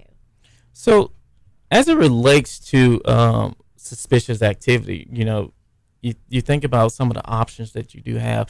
Louisiana State Police, we have an opportunity where people can report this suspicious activity through lsp.org, clicking on suspicious activity and clicking on file a report or suspicious or criminal activity. There even is a number as well that a person can call, 1-800-434-8007. Now, another method that you can utilize without dialing 911 is star 577. That's also star LSP. That'll bring you to our nearest troop, and that's anywhere throughout the state. So how does that work? I've seen that before. Star LSP. Yes. Get information, get updates, give information. What happens when you call that number? So despite where you are in the state, it's going to bring you to the nearest troop. So if you're in Livingston Parish, that's going to direct you directly to State Police Troop A. And then they answer the phone, you tell them Yes. what's going on, and then Yes. they can take it from there. Absolutely. What should you do if you observed an officer on the shoulder assisting a motorist with, say, a flat tire? Yes. So, this is what we would call the move over law. It's 32-125. When driving on the interstate highway or other highway with two or more lanes traveling in the same direction, it's the motorist's responsibility to yield the right of way by making the lane that's not adjacent to that parked vehicle. So, if possible, with due regard to safety and traffic conditions, if a lane is not possible, that driver should slow down to a reasonable speed. So should you get over? So if you see a trooper helping somebody with a flat tire over to the far right, and there's two lanes, do you just slow down and get into the most left-hand lane? Yeah, we understand that traffic sometimes you can't, may not allow you, but I would tell you should definitely show some regard and slow down to a reasonable speed, to where we are not putting the motorists and also our lives at stake. Because it is very dangerous when we see, unfortunately, pedestrians, people out on the roadway, they're struck because guess what? That person who's proceeding in that lane of travel, they're not possibly paying attention and they don't see. So we want to make sure that people understand that law to move over, because it's to protect our emergency vehicles, law enforcement, and also the motorists that are out there. Now, I assume we talked about if you witness some suspicious activity, but would that go through if you see an impaired driver? Yes. Swerving on the road left and right? Do you do the same thing? Just call the Star LSP, or do you call 911? I mean, because that might be a little more urgent. You're trying to keep something terrible from happening. That's correct. So on something that's related to that, you definitely want to get 911, get to a dispatcher as soon as possible. Also, contact us. Star LSP would be a great method. All right. Now I want to move back to, we were talking about somebody on the side of the road, a trooper helping somebody potentially, you want to kind of get over. What is the deal when it rains?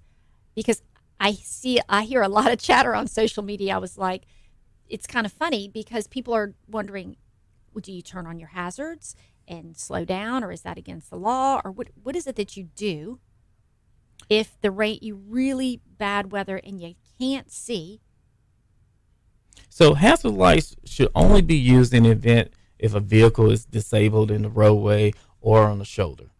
So if your vehicle is stopped, can't move, flashing lights, outside of that, nix it.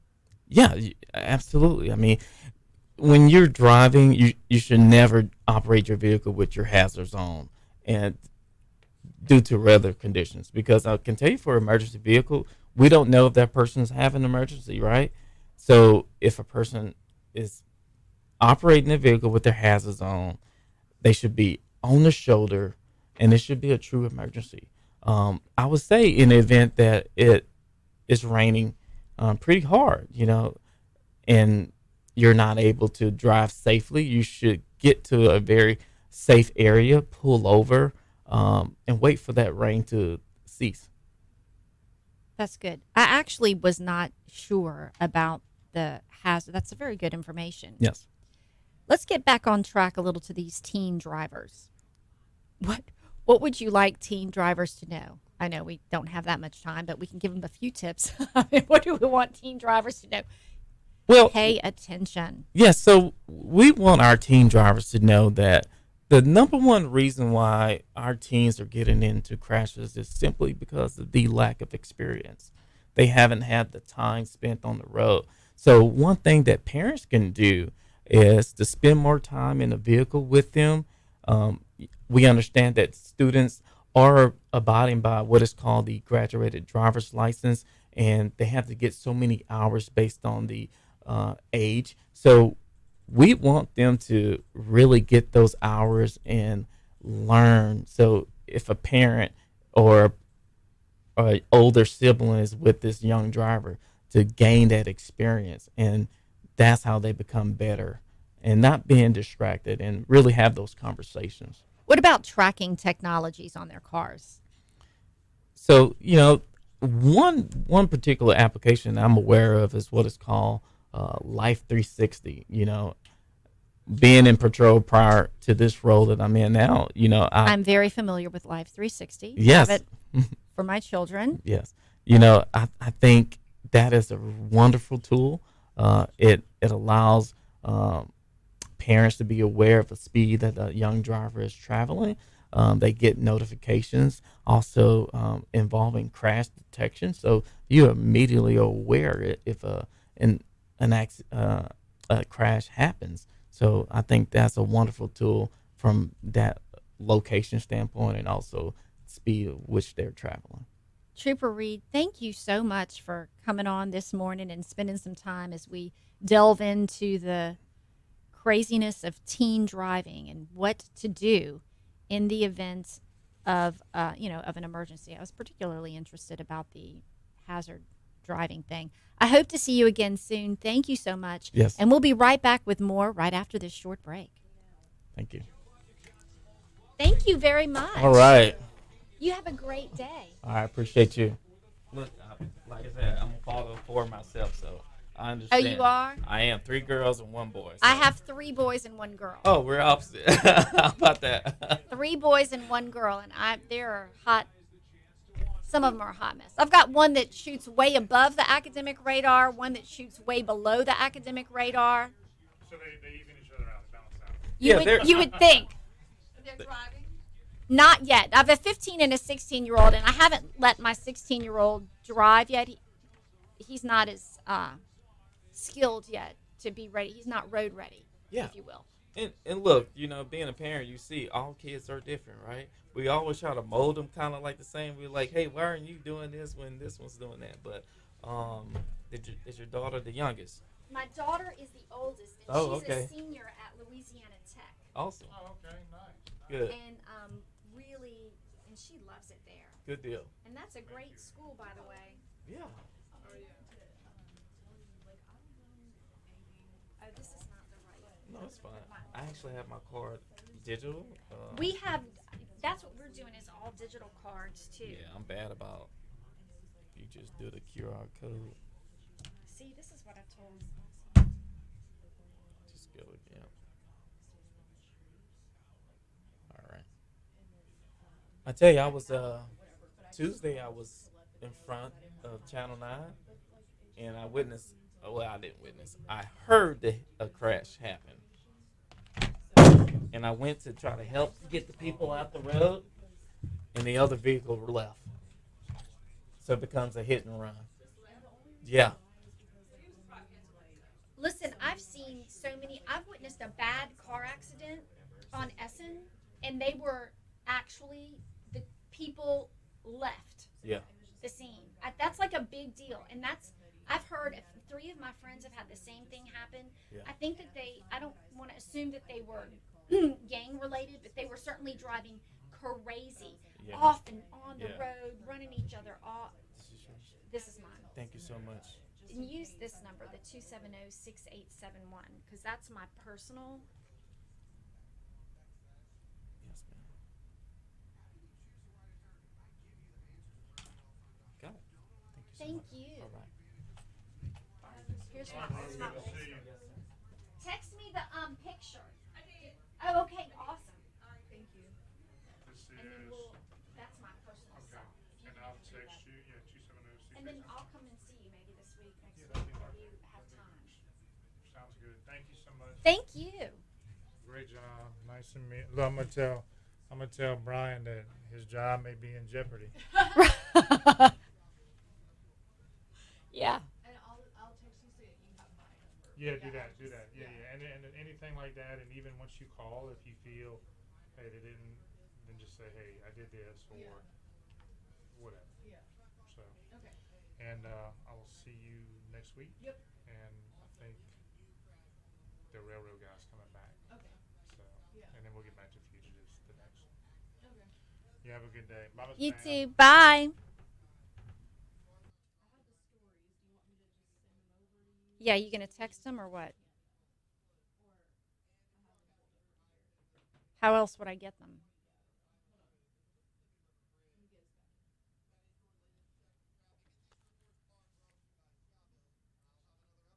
And where do we go after this?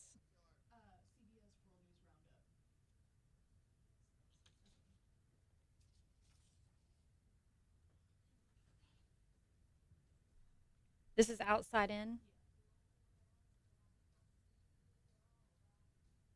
How many of stories are there?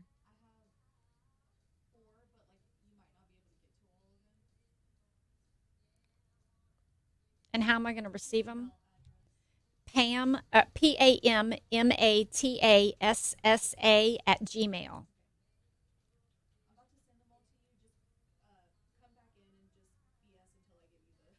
Okay. Welcome back to Talk 107.3 FM. I'm Pamela Matassa, filling in for Brian Haldane. Alondra Villarreal is sitting in the producer's chair, making everything move and shake around here, and she's doing such a fantastic job. By the way, Alondra, I really enjoy coming over here in the morning and spending my mornings with you. You just do a fantastic job. Thank you so much, Pam. I really appreciate it. Gordy, give her a raise. Give her a raise. Yeah. Gordy, if you're listening, give me a raise. Just kidding. I'm joking. We're about to do the Outside In, but before we get to those stories, just really quickly want to tell people, and this actually goes into outside of the Greater Baton Rouge area, but across the state, the Louisiana Treasurer's Office has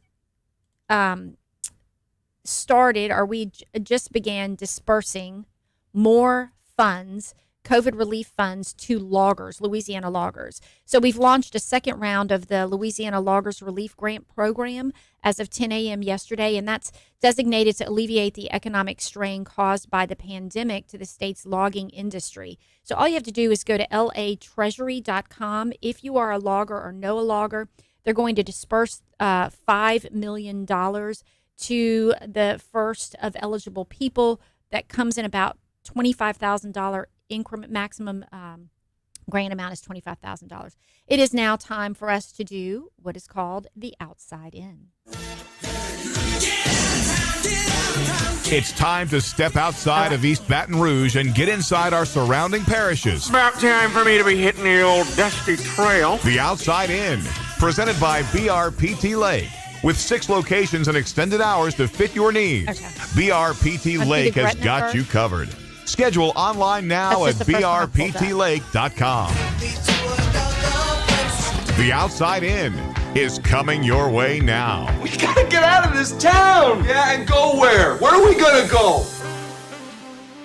Over in Gretna, a Louisiana man who admitted to being drunk when he crashed into the back of a family's minivan, killing a 9-year-old girl, was sentenced Tuesday to 30 years in prison. Wendell Latchney, 58 years old, of New Orleans, of Belle Chase, he pleaded guilty to vehicular homicide and first-degree vehicular negligent injury and other offenses in the October 22, 2021 wreck that killed Abigail Douglas, from Jefferson Parish District Attorney Paul Connick's office said. And coming in from over in the Lafayette area, the Acadiana Advocate is reporting a suspension from the campus of University ULL fraternity. It looks like Alpha Phi Alpha chapter has been suspended from UL Lafayette following a hazing investigation. That 3-year suspension stems from an investigation into hazing and is the second suspension at the school in 4 years. I don't know what it is about fraternities on campuses of universities, but eventually we're going to get that together. And cannot forget about whatever's going on with the latest with LaToya Cantrell and the mayor of New Orleans. City aid programs halted as IG probes Cantrell's Mayor's Fund. A nonprofit started by Mayor LaToya Cantrell has frozen its accounts after receiving a subpoena for financial records from the New Orleans Office of Inspector General, leaving several city-sponsored social programs that depend on funding from the organization in limbo. And that's a look at some of the Outside In this morning.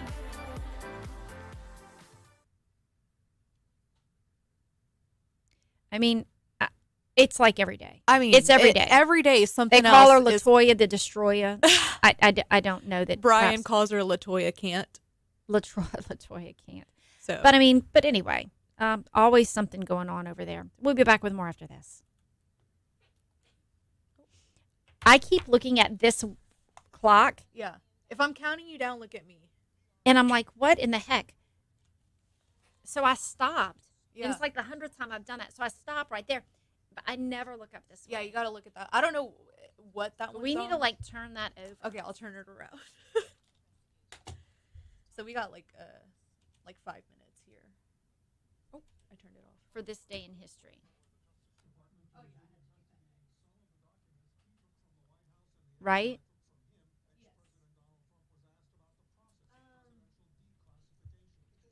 Yeah, not sure what's going on with Latoya Cantrell. She's insane.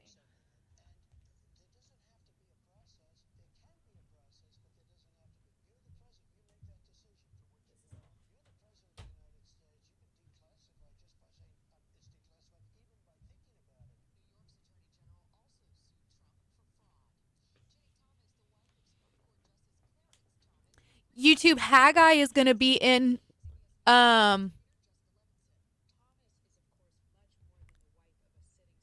Kevin the Destroyer was the one that was planning trips to France on taxpayers' Oh, dime. yes. That's not yes. our mayor.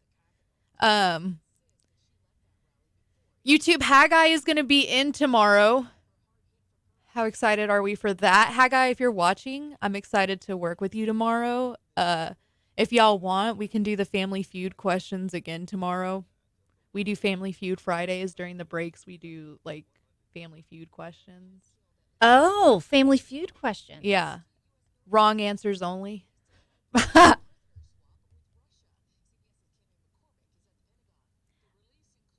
I never really look. Obviously, I listen when I'm driving to school. Yeah. So I never really participate in the YouTube. Yeah. But it's really interesting to kind of see this. It's different enough for me to kind of, come in here. And so I apologize to everyone on YouTube if I'm not up to par as to what you and Brian are able to do, because you just keep such great conversations going if you can kind of manage to keep paying attention. Yeah. Paying attention is not always my strong suit. No, I mean, there's a lot going that. on. Like, we can't.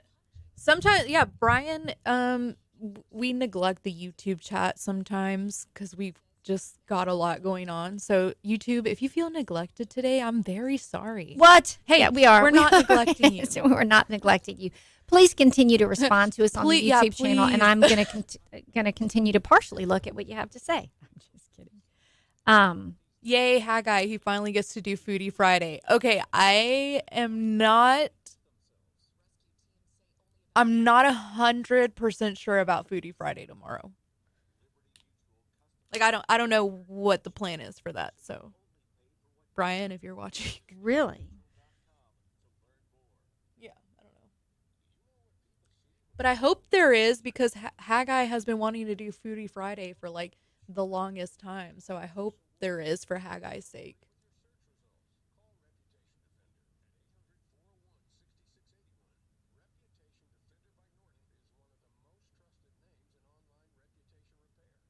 What are we going to do for what are we doing now in the...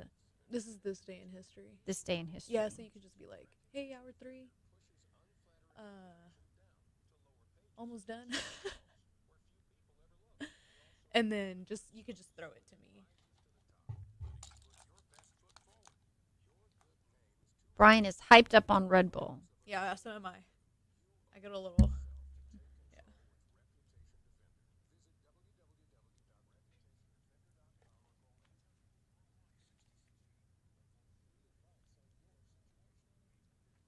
All right, I can tackle the This Day in History with you. Okay.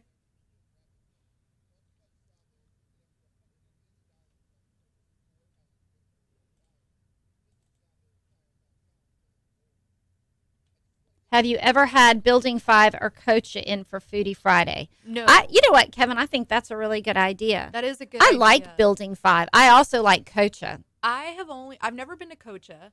They're both like farm to table kind of places. Someone told me that at Cocha they have really good lobster rolls, because I love lobster rolls.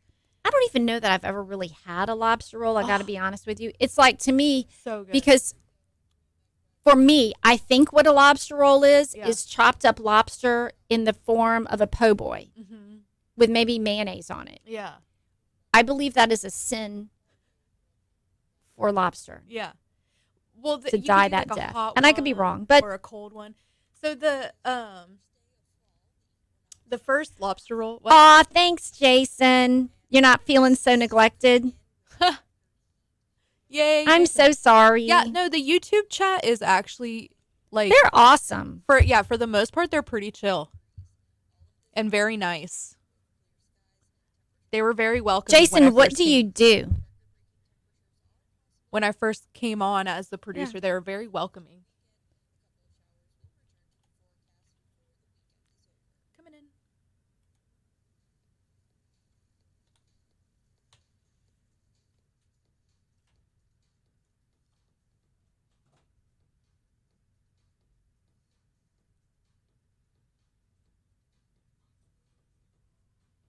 And what do we do at 8:15 or 8:12? We go to break? Engineering and surveying. I can have no further conversation about. Oh, look, about engineering. I know nothing about engineering or surveying. Welcome back to Talk 107.3 FM. We're starting up hour 3 of the morning show. I'm Pamela Matassa, filling in for Brian Haldane. Alondra Villarreal is so graciously steering me in the semi-right direction. I want to give a shout out to the people listening on YouTube. What a freaking fantastic group of people. They are really welcoming, really super awesome, and very forgiving of me. Because this is a lot to sit here and navigate through the people that are also on YouTube in the morning. But how much fun is this? And there's like a lot of little sideline commentary that goes on. Yeah, the YouTube chat's great. It is great. Anna P. listens via Bluetooth in her vehicle. I love this. I love to see how many different ways. You know, earlier back in last hour when we had Patrick Grimion on from the Patty G Show, this really kind of brings to light. People have to figure out a way to engage more with their audience and figure out where and how to be more relevant. And this is a prime example. The radio show is going on live, but to allow everyone else to be able to listen, it's not just a live streaming option, but you're also here on YouTube and you can interact like in the middle, you know, between the conversations when we go to commercial break, and really some other things, you know, some other little stories are happening. I love that. I love that. Thank you guys. And thank you all for being so awesome on the YouTube channel. It is time right now, though, for Alondra's favorite segment. I always listen to you, by the way, at this time. I'm always listening to what it is that you have to say. It is time for This Day in History. Marty, you've got to come back with me. Where? A long, long time ago. Who's coming with me? Aw, thanks, We have to go Renee. back, Kate. We have to go back.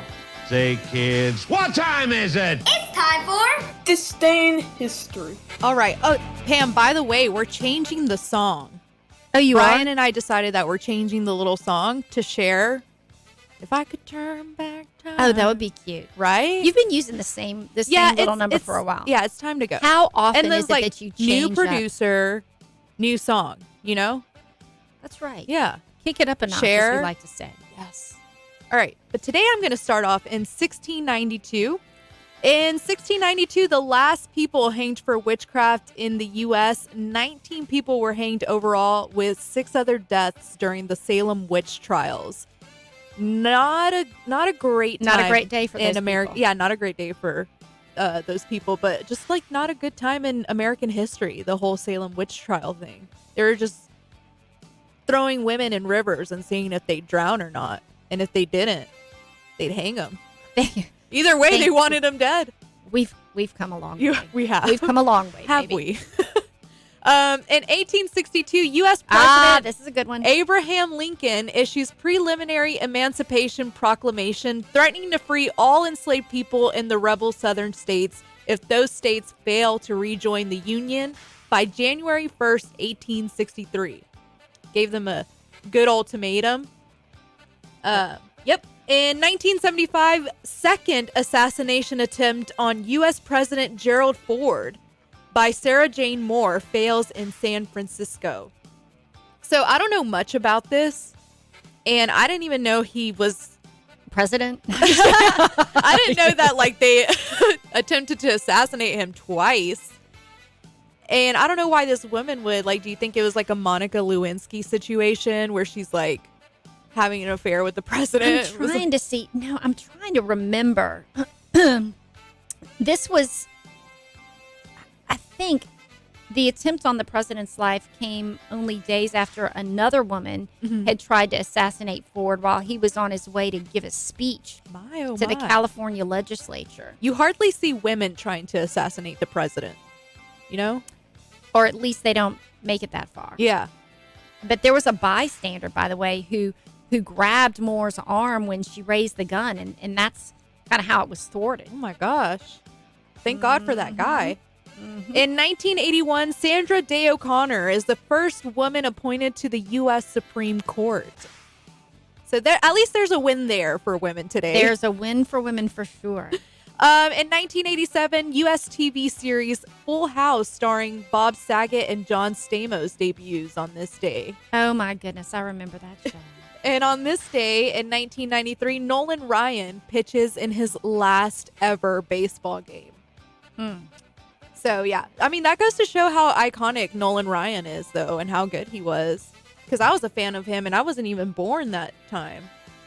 And you know what else happened on this day in history back in 1985? What happened? The first Farm Aid concert was held in Illinois. The first ever one? The first ever Farm Aid concert. Started with an offhand remark made by Bob Dylan during his performance at Live Aid and the massive fundraising concert that was held at Wembley Stadium. And then as television viewers around the world phoned in donations in support of the African famine, Dylan said on the stage, "I hope that some of this money maybe can go towards the farmers." And then thus, here we have Farm Aid. Shout out to Bob Dylan. Bob Dylan. Pro farmer. I like that. Brian, if he's listening to this, he'll like this one. In 1999, The West Wing debuts on NBC. So, yeah. Also, on this day, I think it was 1993. I meant to put this in there, but I just did not. Friends debuted as well on this day. Oh, did it? Yeah. I love Friends. Great show. Me too. It's one of those, like, if I'm forever feeling... shows. Yeah, it's like a comfort show. Like, if I need, like, comfort, I watch Friends. Born on this day in 1927, Tommy Lasorda. He was the Hall of Fame baseball manager. In 1942, David Stern, if y'all remember him, he was I think he was with the Clippers. I don't remember, but he had like that whole scandal come out. Yeah. In 1958, Andrea Bocelli. And also in 1958, Joan Jett was born on this day. Joan Jett and the Blackhearts. Yeah. In 1970, Brian will also like this one, Mystical was born on this day. And for my Harry Potter fans, do you like Harry Potter? I do like Harry Draco Malfoy. Was born. Tom Felton was born on this day in 1987. 87. Yes. That was not very long ago. Died on this day, 1776. Nathan Hale was hanged by the British for spying. And in 2015, legendary baseball player Yogi Berra died on this day. It is National American Business Women's Day. I feel like they could have put that like in a different... That's a weird wording. Say it again. American Business Women's Day. I don't know. That's a weird way to put it. It's also Dear Diary Day. Do people even do diaries anymore? I feel like your entire life is actually a diary because it's like on Twitter. Yeah, because you're just giving your day, used to 100 years ago. Don't say because you don't even have a clue. You weren't even around. I'm just kidding with you. But we used to write things down in a little diary and they had a little clap on the side. I had a diary. Keep it by your bed. But you don't do that anymore. No. Because you know why? We're on Snapchat, we're on Twitter, we're on Instagram, we're on Facebook. We even had Patrick Grimmie on this morning talking about how you need to document your day in the life of in terms of a business. Yeah. And that sort of serves as your footprint, not only your digital footprint, but everything else. So Well, I it's feel called like journaling now. Journaling. Yeah. Yeah, whatever. That's what they call it. It's not writing in your diary. You're journaling.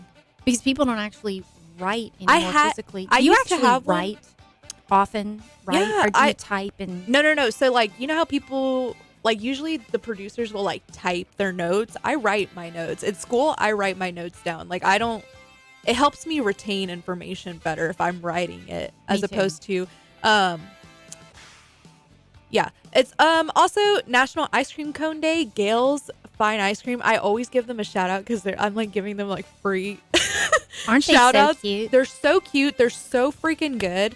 And let me you were going to give another one. I was just going to give I like counterculture myself. I've never had counterculture. You got to go. One more thing I want to add. I don't even know if they're listening, but it's Brian and Christy's 21st wedding anniversary today. So happy anniversary. That's why he's not here. To Brian and Christy. I don't know if that's the reason just why. Kidding. He's but I hope he's doing something fantastic. Yes.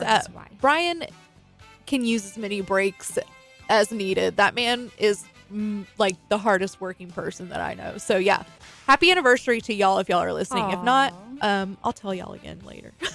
But that's this day in history. We can go to break if you want. Are we going to go to break now? Okay. We'll take a break and we'll be right back with more. Thank you for reminding me, Renee. I did see that this morning on Facebook and I just forgot to put that in there. And David Stern was the former NBA commissioner. Yeah, I don't know. Who was I thinking about from the LA Clippers? Mr. 45 Glock owner, if you're still watching, who was I thinking about with the Clippers that he was taking Blake Griffin around, showing him around the party? Like, this is Blake. Who was the owner of the Clippers? Why am I thinking that was David Stern? Or maybe it was David Stern that Blake Griffin was talking about, and I just associated the Clippers with Blake Griffin.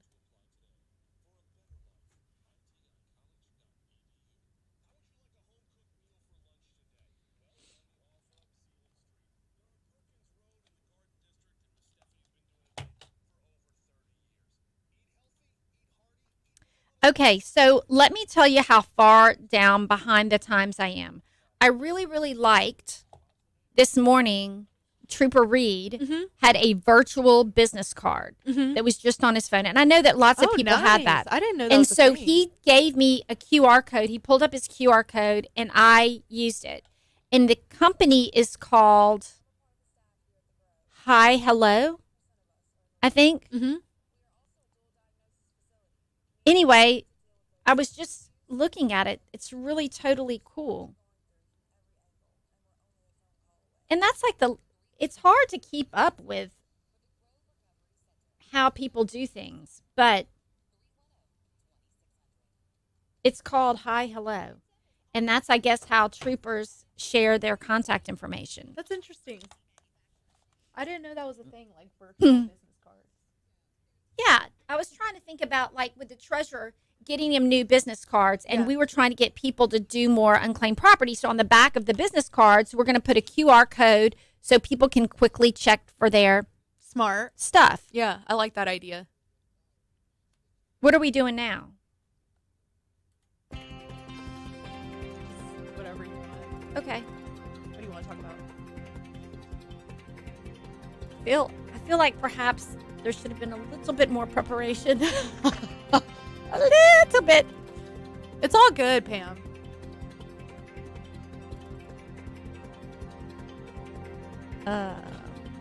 Do our listeners want Taylor's fantasy football draft picks for this week or no?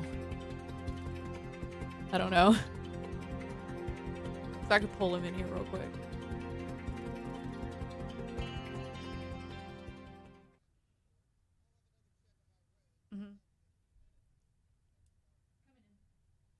Taylor just probably needs to give a little bit more information. And what are we going to do?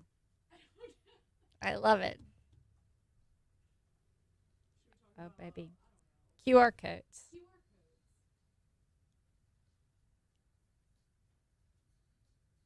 Welcome back. We're rounding out the last half hour or so of the show, a little bit more than half hour of the show left.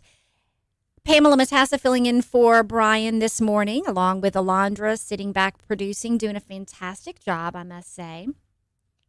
I want to go back. So Trooper Reed, who was here as part of the Crime Stoppers Eye Care segment, we were talking about teen drivers and safety tips regarding troopers and riding along the interstate and this, that, and the other. But when he left, he gave me his business card, which was a QR code from his phone. Now, I know a lot of people use QR codes for various things, and I was telling the YouTube channel as well as Alondra, I was talking a little bit about, I was trying to figure out ways to give away more unclaimed property. And the treasurer, Schroeder, on the back of his business card, we're going to put the QR code for unclaimed property so that people can quickly look for unclaimed property. But Trooper Reed one-upped me this morning because his entire business card itself, and I've seen this more, right? I just haven't actually experienced many people who've done this recently in the greater Baton Rouge area or across the state of Louisiana with me. So his business card was a QR code. He pulled it up. It automatically downloaded. I liked the process. I just input my name and information, and it shot back to him. So I had his card. He had mine. I've seen it. I just haven't done that. This company that his was through is, I think it's called Hi Hello. I don't know if many people use the QR code in terms of how to get your business card and information. But another interesting thing I noticed is, where was I? Oh, the first LSU game in the Superdome this year. People used QR codes on the Jumbotron, and they asked you to download an app, click your phone, get the QR code, and then your phone then became an interactive part of the pregame and halftime performances because it lit up and flashed back and forth in various parts of the music along with the performances. That's super cool, and people are finding really creative ways to use QR codes. Like, first we just used them during the pandemic for the menus, and now it's like, scan this QR code and you're part of the halftime show. Like, I know. Or scan this QR code and you have my business card. And QR codes had actually been around for quite a long time. Yeah. And they never could. They were never utilized. Kick off the ground. Yeah. No one really used them.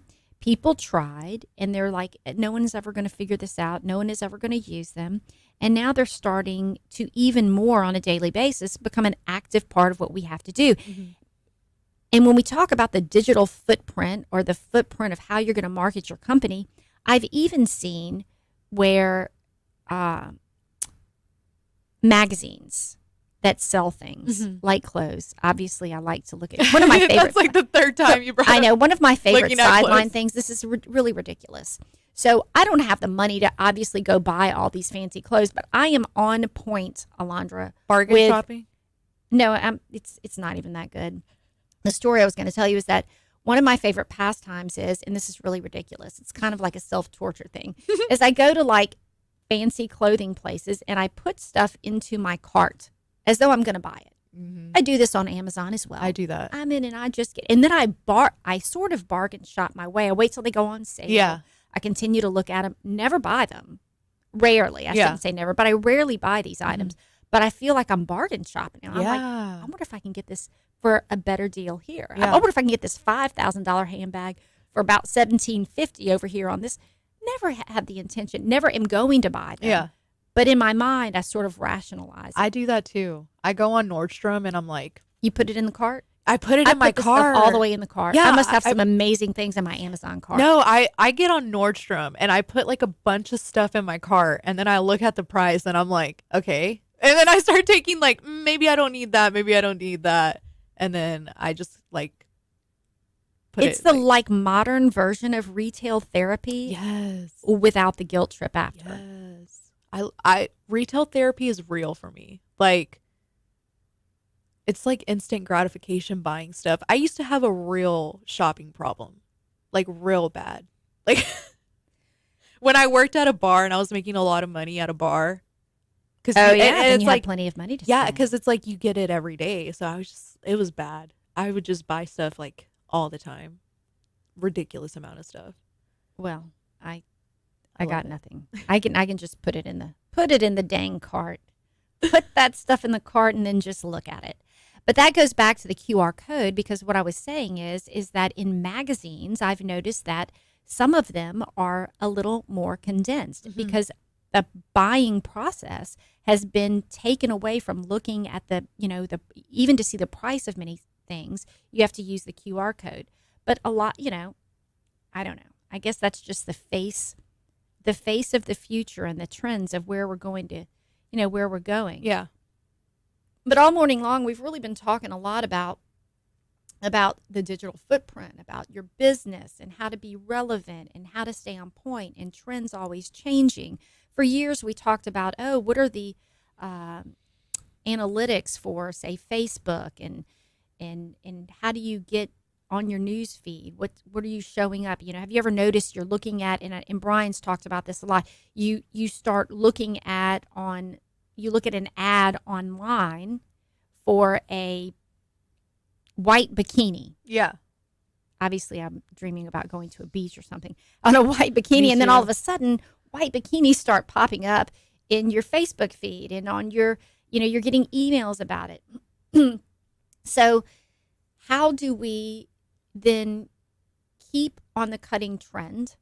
How do we then, relative to our businesses and our work life and our personal life, it's kind of it's hard to stay relevant when things are always changing. Yeah, and it's hard to stay relevant in those terms because on social media and on the internet and stuff like that, it's new content by so many different people every single day. So it's easy to get like buried under all those people that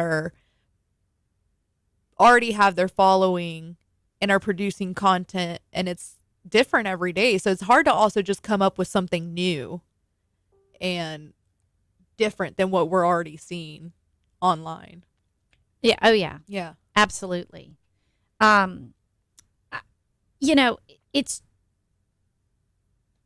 It's difficult. It's difficult to stay relevant. It's scary. I have to say, for me, it's scary getting older, trying to figure out how do you stay relevant in the business world. This isn't really pertinent necessarily to me directly, but I work for a state agency, right? And so we don't have unlimited funds. We try to, sometimes in state government, it becomes a little harder to get things done because it's not our money, it's your money. We work for you, the taxpayers. I mean, I work for you. And so we have to be good stewards of money, and we have to be, very conscious about everything we do, but stuff costs money. But like Patrick was saying, there's earned media and there's paid media, and you have to really be on focus with how to get, how to become and stay relevant. So for y'all, like with the show, how many platforms are you on? So you can listen on the radio. Listen on the radio. You can listen on the website. You can watch on YouTube. And then we have a Twitter and a Facebook page. You can't stream it on Twitter and Facebook, but we post stuff after the show on our Twitter and Facebook page. So just let me plug us real quick. Follow us on Talk 1073 at Talk 1073 on Twitter. And then on Facebook, it's just Talk 107.3. And you can find articles and parts of the show that you may have missed that we post after the show on those platforms. And you can follow Brian on Instagram. He's always posting reels and giving us, if you follow Brian on Twitter too, he'll give you like the show lineup the night before. So that's just at Brian Haldane. Which of the social media channels are you most attached to? Me personally? You personally. Maybe Twitter. I don't post on it a lot, but there's just a lot of funny like tweets and videos. Things. Yeah, like I don't know, like sometimes I'm scrolling through Twitter and I'm like, I don't know how people come up with this I stuff. don't either. Like I do not. So, yeah. And I even find also like on Instagram when I look at even young people, because I have a daughter who is a senior in college. I'm not too attached to Instagram. So what I notice is that the little responses with emojis, but the little responses people give, they're so thought-provoking. They're so hilarious. They're so instantaneous. I don't even know how. And that goes back to the young people. Mostly young people. I'm not saying that older people can't come up with it, but we grew up in an era where we were trying to write long paragraphs or fill a book, write a novel, and now we're trying to condense it all to however many characters you can give in a tweet. Yeah, I think it's 140. Yeah. So I'm 24, my sister's 17, and I feel out of touch with my sister. So I'm like, it's not that big. It's 7 years, but it's like that generation's I feel like so far removed from like everybody else, because like I was even at a point where I didn't have like a lot of technology growing up, but my sister had a phone at like 9 years old. So it's like, it's so different. But yeah. At 9 years old? She did. Wow. Is that because she was a good student or did everything she was supposed to do? I don't know. I don't know. Well, I mean, I'm just trying to figure it out. I was trying to figure it out because sometimes I feel like, maybe I need to be taking my children's phones away if they're not behaving right. But anyway, we'll take a break. We'll be back with more of the show right after this. I think it's because she was like the only one that went to that elementary school, and my parents just wanted a way to like get in contact with her. I don't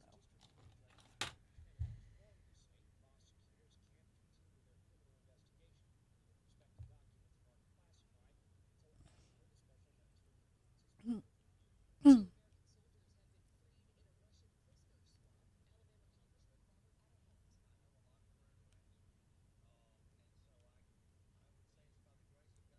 I'll call Kitty and see if she'll probably think I'm crazy.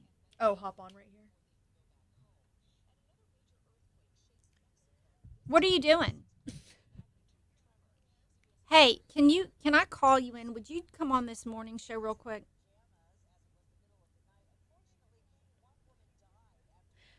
Renee, get your workout in, girl. I love it. I was thinking like on the radio. We're only on until 9 a.m.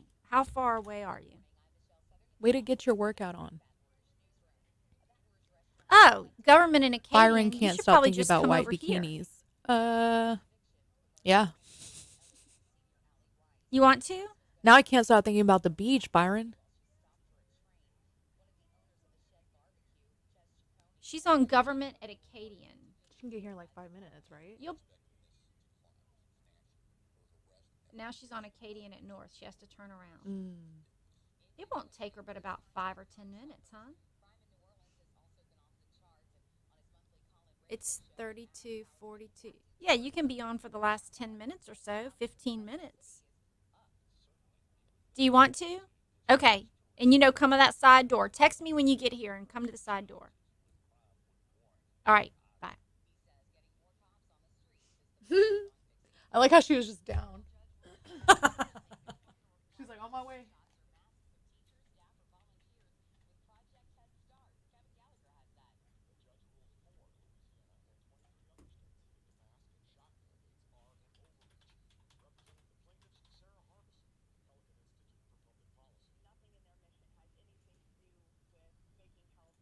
So when we come back out of this break, Brian usually does like an updated weather update, but if you want, I can just play Marissa's. You can, if you want what? I'll just play the one that we've been playing, unless you want. Where do we get a weather update? Just he just looks on his phone, like on the weather app, and just is like 0 chance of rain, gives the highs and the lows. It looks like today is about a 1% chance of precipitation, 79% humidity. Yep. It's up to you. Oh wait, it's the first day of fall. Yeah, it is. It's hard to realize that when it's hot as hell outside.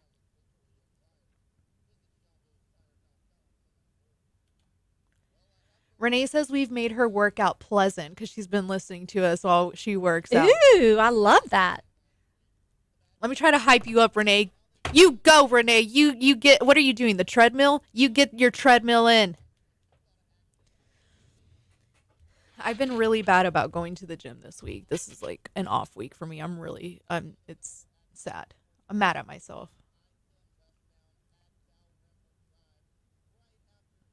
I'm disappointed in myself.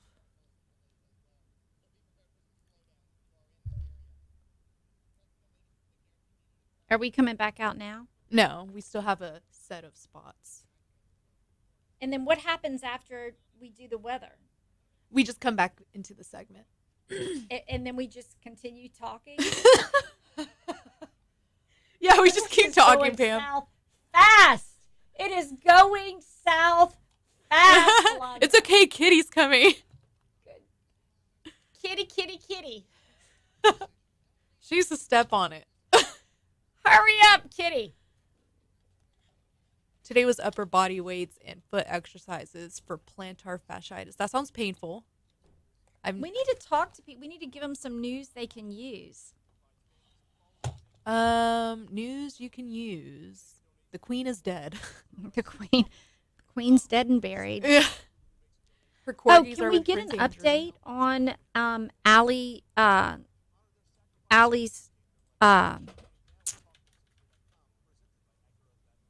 let's see.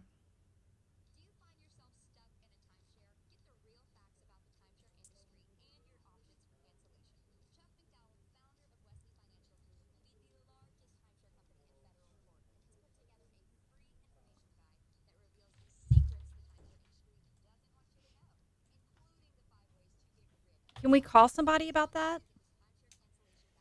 I don't know anybody. What's that man from yesterday? Can we call him? Ches? From the shed? Yeah, I don't have his phone number. And how do we know what the Allie Rice? Oh, what the reward is? Mm-hmm. It was up to 21K yesterday. Isn't that separate from the Crime Stoppers? Yeah, that's the sheds, because they. And how do you call in?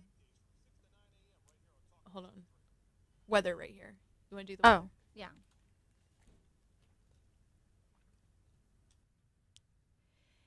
And welcome back to the show. Listen, it is going to be a scorcher today. I mean, it is going to be a really hot day today. Did we even mention, by the way, that it's the first day of fall? We didn't mention that, but Yeah. it is. It's hard to tell. It is very hard to tell. I mean, we're actually looking at what could be one of the hottest days on record in history for the greater Baton Rouge area. With highs today, I guess the high was in like 1921. I think it was 98 degrees. It's like 97 is the potential high today. It's right now. It's about 80 degrees. About 1% chance of precipitation, and humidity is at what? Can you see? It's like it's 79%. That sounds right. Hot, humid day. Expected to be record highs as we humidity is move at into 77%. And I said 79. I said 79. And I didn't really make that up. I saw it somewhere, but I just didn't have it pulled up. Just kind of wing it. Just kind of wing it, Alondra. That's what we do here. I mean, hey. I asked Alondra a minute ago. I said, "Now, so what do we do when we come back?" She said, "We're just going to talk." So we're going to continue talking about some of the trends and things that are going. I actually I have a history of doing this with Kathleen Lobel, the director of the Unclaimed Property Division for the State Treasurer's Office, of calling her up and saying, "Hey, Kitty, what you doing? How about we go on a TV show at 5 a.m. and this will be like 4:30 in the afternoon the day before." She goes, "You got to be kidding me." And I'm like, no. We're gonna go live. We're gonna do a couple of cut-ins trying to give away some unclaimed property. So it's kind of like an ongoing joke. So she is gonna come in here just, thinking it's absolutely hilarious that Pam, oops, she's done it again. Do you have that song from Britney? Yeah. Yeah, that's how she probably feels. But one of the things that I wanted to see if we could find out about, Alondra, is there an update on the reward fund for Allie Rice? So when Ches was in yesterday, Kitty's here. Kitty's here. But is there an update? When Ches was in yesterday, he told us that somebody else matched the Shed's $10,000. So the Shed initially made a $10,000 reward. It appears as though Allie was gunned down right on Government Street by the railroad tracks by Cajun Electric. Yeah. Cajun Electric, I think, matched. Is the one that matched it. For a total of 20, but I think it was up to $21,000. It's up to $21,000 just from people donating to it. So it's right now from what we currently know, it's at least $21,000. Yeah, for information that leads to the arrest and conviction of the killer or killers. And of course, Allie you Rice. can provide tips and information to Crime Stoppers as well. Yes, that's 344 stop. Yes.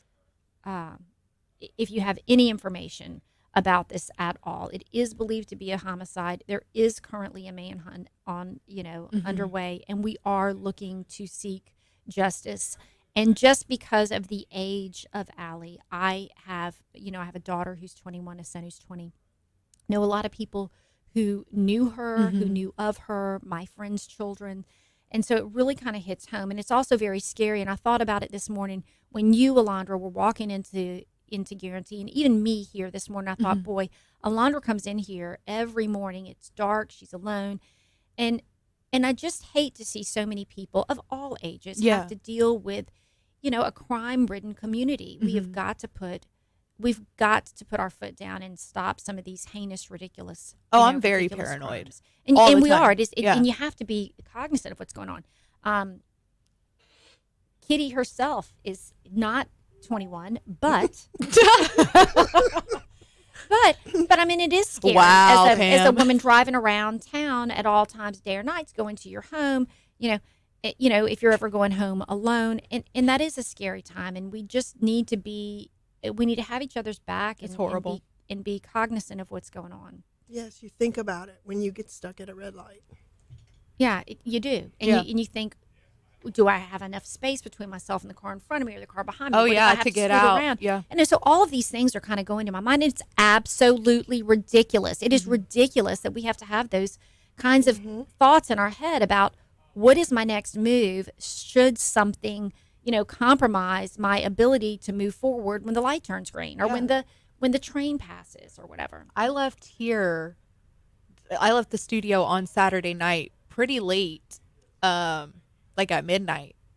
And I was like terrified on my way home because I passed those tracks. And I was scared, like getting out of my car, going into my house because I'm just like, I have one of those kitty keychains.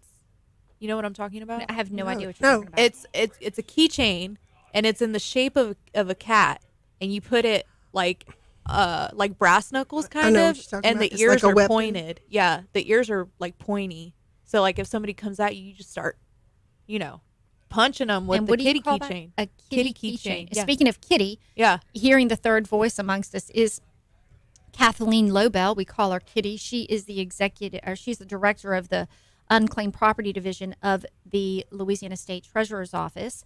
And I know. If you could see the look on her face at this moment in time. But actually, Kitty is, I called her and I said, what are you doing? What are you doing? And she's like, I'm on my way to work. Pam, what do you think I'm doing? I'm like, why don't you just whip that little car around and head on over to Guarantee Media, because I have a little bit of time to fill. And I want you to talk about unclaimed property. Okay. We kind of been talking about it all morning. We kind of went through a few details, but we really try to be on the cutting end of how to give back money and what we need to do. We're going to be more prevalent at places around the community. Tell me a little bit about the program and $1 billion. That's right.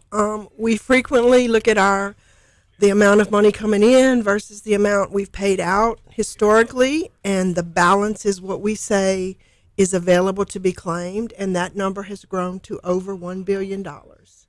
It's hundreds of thousands of names. I can't even put a number on how many people are in our system with money waiting to be claimed. But $1 billion, that seems like insurmountable task to try to give away even a small portion of that. And then money is always coming in. So that $1 billion dollar amount is kind of going to stay that way for at least a little bit of time. Yeah, we have money coming in every year. We pay out every year. And the two numbers, don't always equal up. Sometimes we pay out less than we collected that year. We seem to have better luck in getting people their money back within the first few years of receiving it. Because most of the time when money comes to unclaimed property, it's because the company had a bad address for the person. So when we get it in a shorter period of time, maybe it hasn't been that long since the person moved, we can advertise, we can try to find better addresses for them. And we have pretty good luck. We have an outreach team who actually takes the high dollar amounts and starts looking for the person right away as soon as the item hits our system. And we have a lot of luck with doing, and are most of those individuals or companies or whatever? Mostly individuals. We do pay a lot to businesses every year. We pay small businesses, big businesses. We pay every year. We work with the large hospitals in Baton Rouge to get money back to them that comes into our custody. The municipalities, we pay money back to cities and towns. We try to target those, and because we know, of course, the locals need the money. Absolutely. lacashclaim.org. lacashclaim.org is the URL, the email address where you can go on and quickly check. You can also call the unclaimed property offices that are now open. 1-888-925. Yeah. It is what, Kitty, to remember it? 1-888-925-4127. 925-4127. I don't know what made me just totally blank on that. But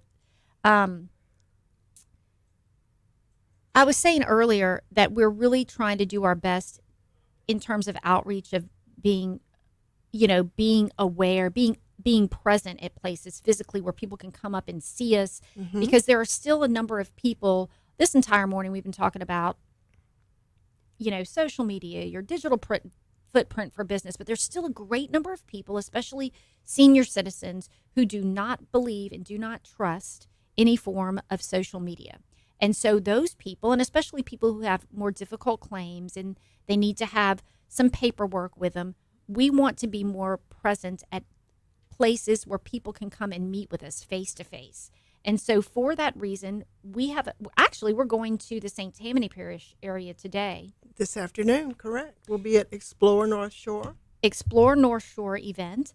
But exciting news, I did not talk about this. We are going to be at a Saints game. That's very exciting. And I just came back from a conference of state treasurers, and there were a lot of people in the unclaimed property departments of other states. And I have to say, everyone is so jealous that we are going to do a Saints game. So we're actually, Alondra, we are going to be set up along the outer perimeter, the concourse area. On the concourse, I think near Gate G. Yes, on the concourse area near Gate G for which Saints game was that? October 9th. I don't know who they're playing. October 9th game. And they're going to play the Seattle Seahawks. And we'll have our laptops that connect to our system, so we'll be able to do searches and assist the public right then and there. We're going to also be out at some Southeastern games. We're going to be around all across the state. In the greater Baton Rouge area, you'll be able to meet and see us in person. You can always call. You can always check a claim online. And the treasurer is open to coming to your events and speaking to your people. I was saying how he likes to give away a little Santa Claus cash, as he likes to call it. Yes, Christmas cash. Christmas cash when he goes places, when he's at speaking engagements. But we're really trying to get that money out there. A lot of misnomers about people thinking that the IRS is going to somehow get you. If you claim this money, the IRS is going to catch you. But that's not the case. That's correct. Kitty's like, that is absolutely correct. Someone on YouTube wants to know, what is the official website for Kitty's organization? lacashclaim.org, and you will click where it says click here to claim or claim your cash, and that will take you right into our search page. There you go, Kevin. On YouTube? lacashclaim.org. And you can check at any time. And we are here to help you. We are here to make that process easier. About 1 in 6 people have money. That's correct. And if you were to average it out, it's really basically kind of about $900 average per person. So your chances of getting a good number if you check and have it, it's pretty good. We're going to talk some more with unclaimed property and Kathleen Lobel right after this.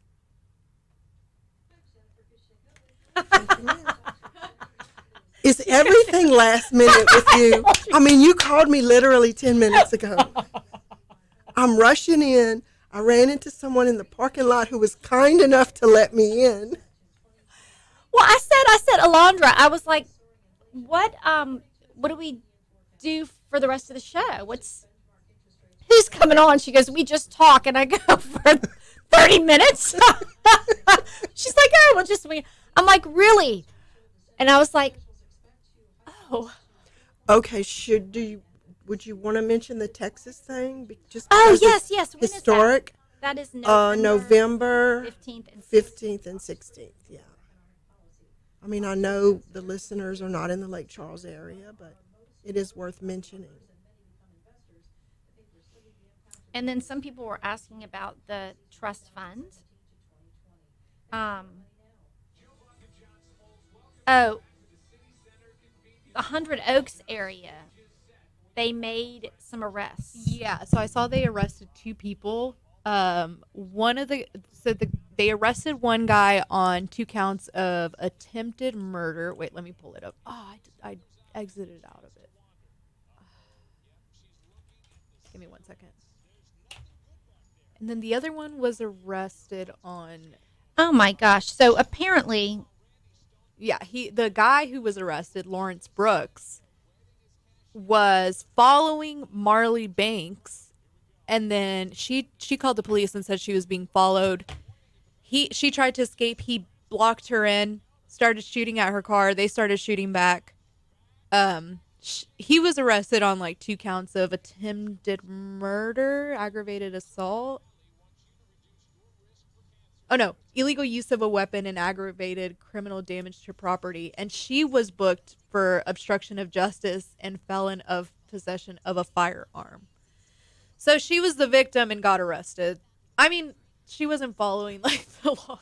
She had felon of possession of a firearm, but I don't know what the obstruction of justice is all about because she called the police, so I don't know what. I don't know. So yeah, that's what's going on with that, Kevin. So apparently a rapper was targeted, killed in an overnight shooting at a Baton Rouge apartment. Oh my goodness. Wow.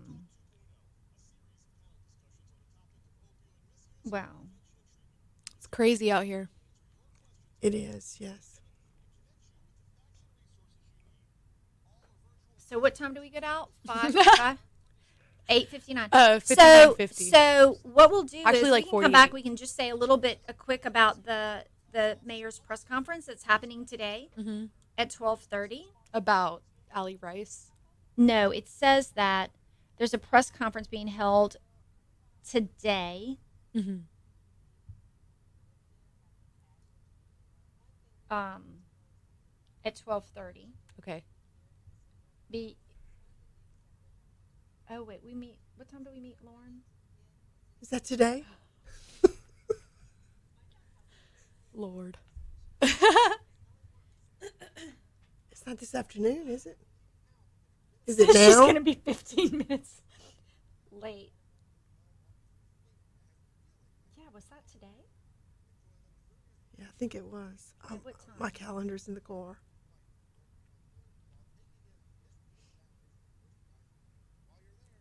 So if she's running late, that's great. I hope it wasn't 9.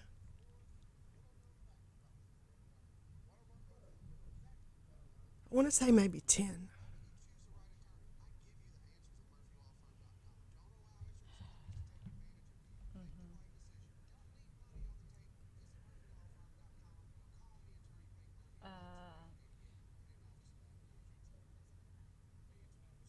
For some reason, I don't see it in my schedule.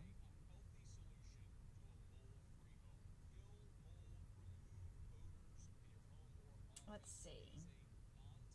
It's in mine, but I just ran in right with only one phone because I was in such a rush to get in here. everything she ever calls me in for is It's last a joke. minute. It's a joke. She's just kidding.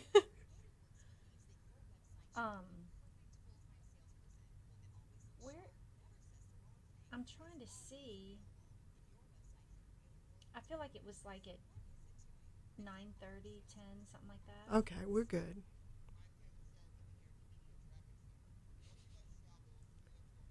I don't know.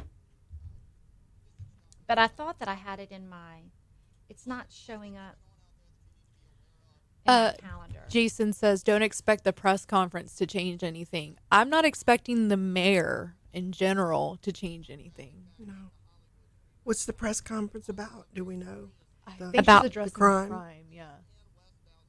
Which, too little, too late. Yeah, I have some strong opinions about the mayor. Same here. Both mayor of here, mayor of New Orleans. Even worse.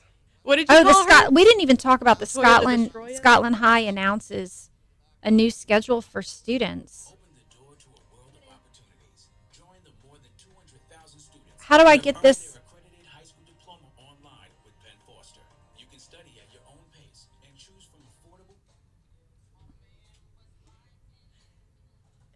What is today? The 22nd. Updated 2 hours ago. Students attending on Thursday, just before 6:30 a.m., school leaders posted a correction on their website pertaining to students' schedules. Students attending Scotlandville Magnet High will rotate between in-person learning and virtual learning in 2-day increments while construction continues after plumbing issues in the school's building. You're listening to Talk 107.3 FM. Pamela Matassa here, along with Alondra Villarreal. Kathleen Lobel with Louisiana's Unclaimed Property is here as well. Before we wrap things up for the remainder of the day, I'm closing it out with Unclaimed Property, hoping to send you off with some good news and get people some money in their pockets. I do want to say a couple of quick things. Students in the Scotlandville High area, they are going to rotate between in-person learning and virtual learning in 2-day increments while that construction continues after the plumbing issues in the school's building. Now, that's been going on for, I don't remember when, Alondra, when you guys first reported that, but that's going to continue to go on. And then today at 12:30 is going to be a press conference with Mayor Broome. So ahead of a press conference being held by Mayor Sharon Weston Broome and Police Chief Murphy Paul to discuss violence in Baton Rouge. Law enforcement is investigating 4 reports of gunfire in just over 4 hours in and around the capital city. One person found dead with multiple gunshot wounds at an apartment complex on West McKinley Drive shortly before midnight on Wednesday.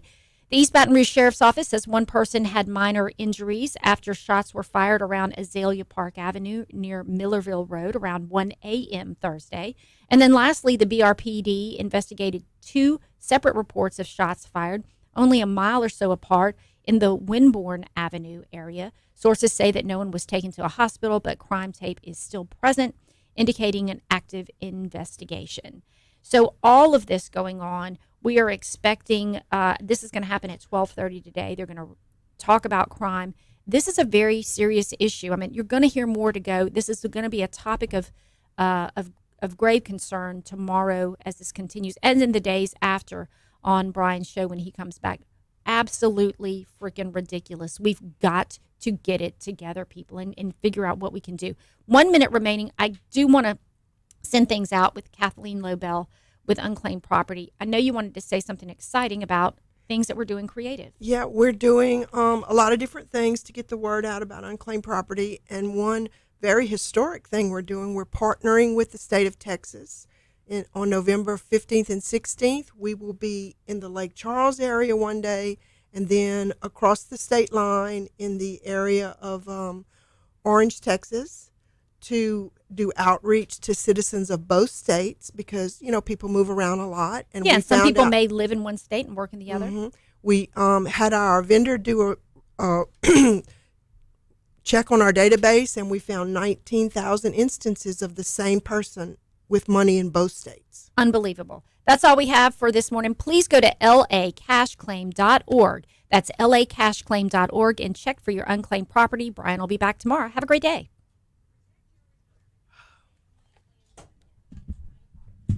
I just want to just throw this out to the YouTube real quick. I just saw a news report, if y'all remember that deadly crash on North Acadian that happened just a couple of days ago.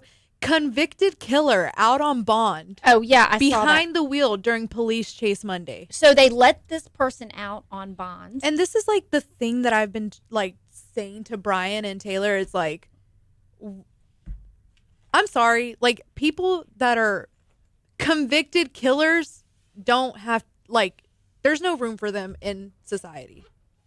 Like, I'm sorry, I'll say it because no one else will, but like, that's ridiculous. He got out of jail. He's a convicted killer just to kill somebody else. Ridiculous. It's absolutely ridiculous. Kitty, I know you want to just kill me. It's no different than it. All right. When Alondra said, thank you guys for watching and listening this Thank morning. you, Renee. Renee said, yay, y'all were great. Thank you, Thank Renee. you very and thank much. you all of the YouTube for. And y'all have a great day. Yes, thanks.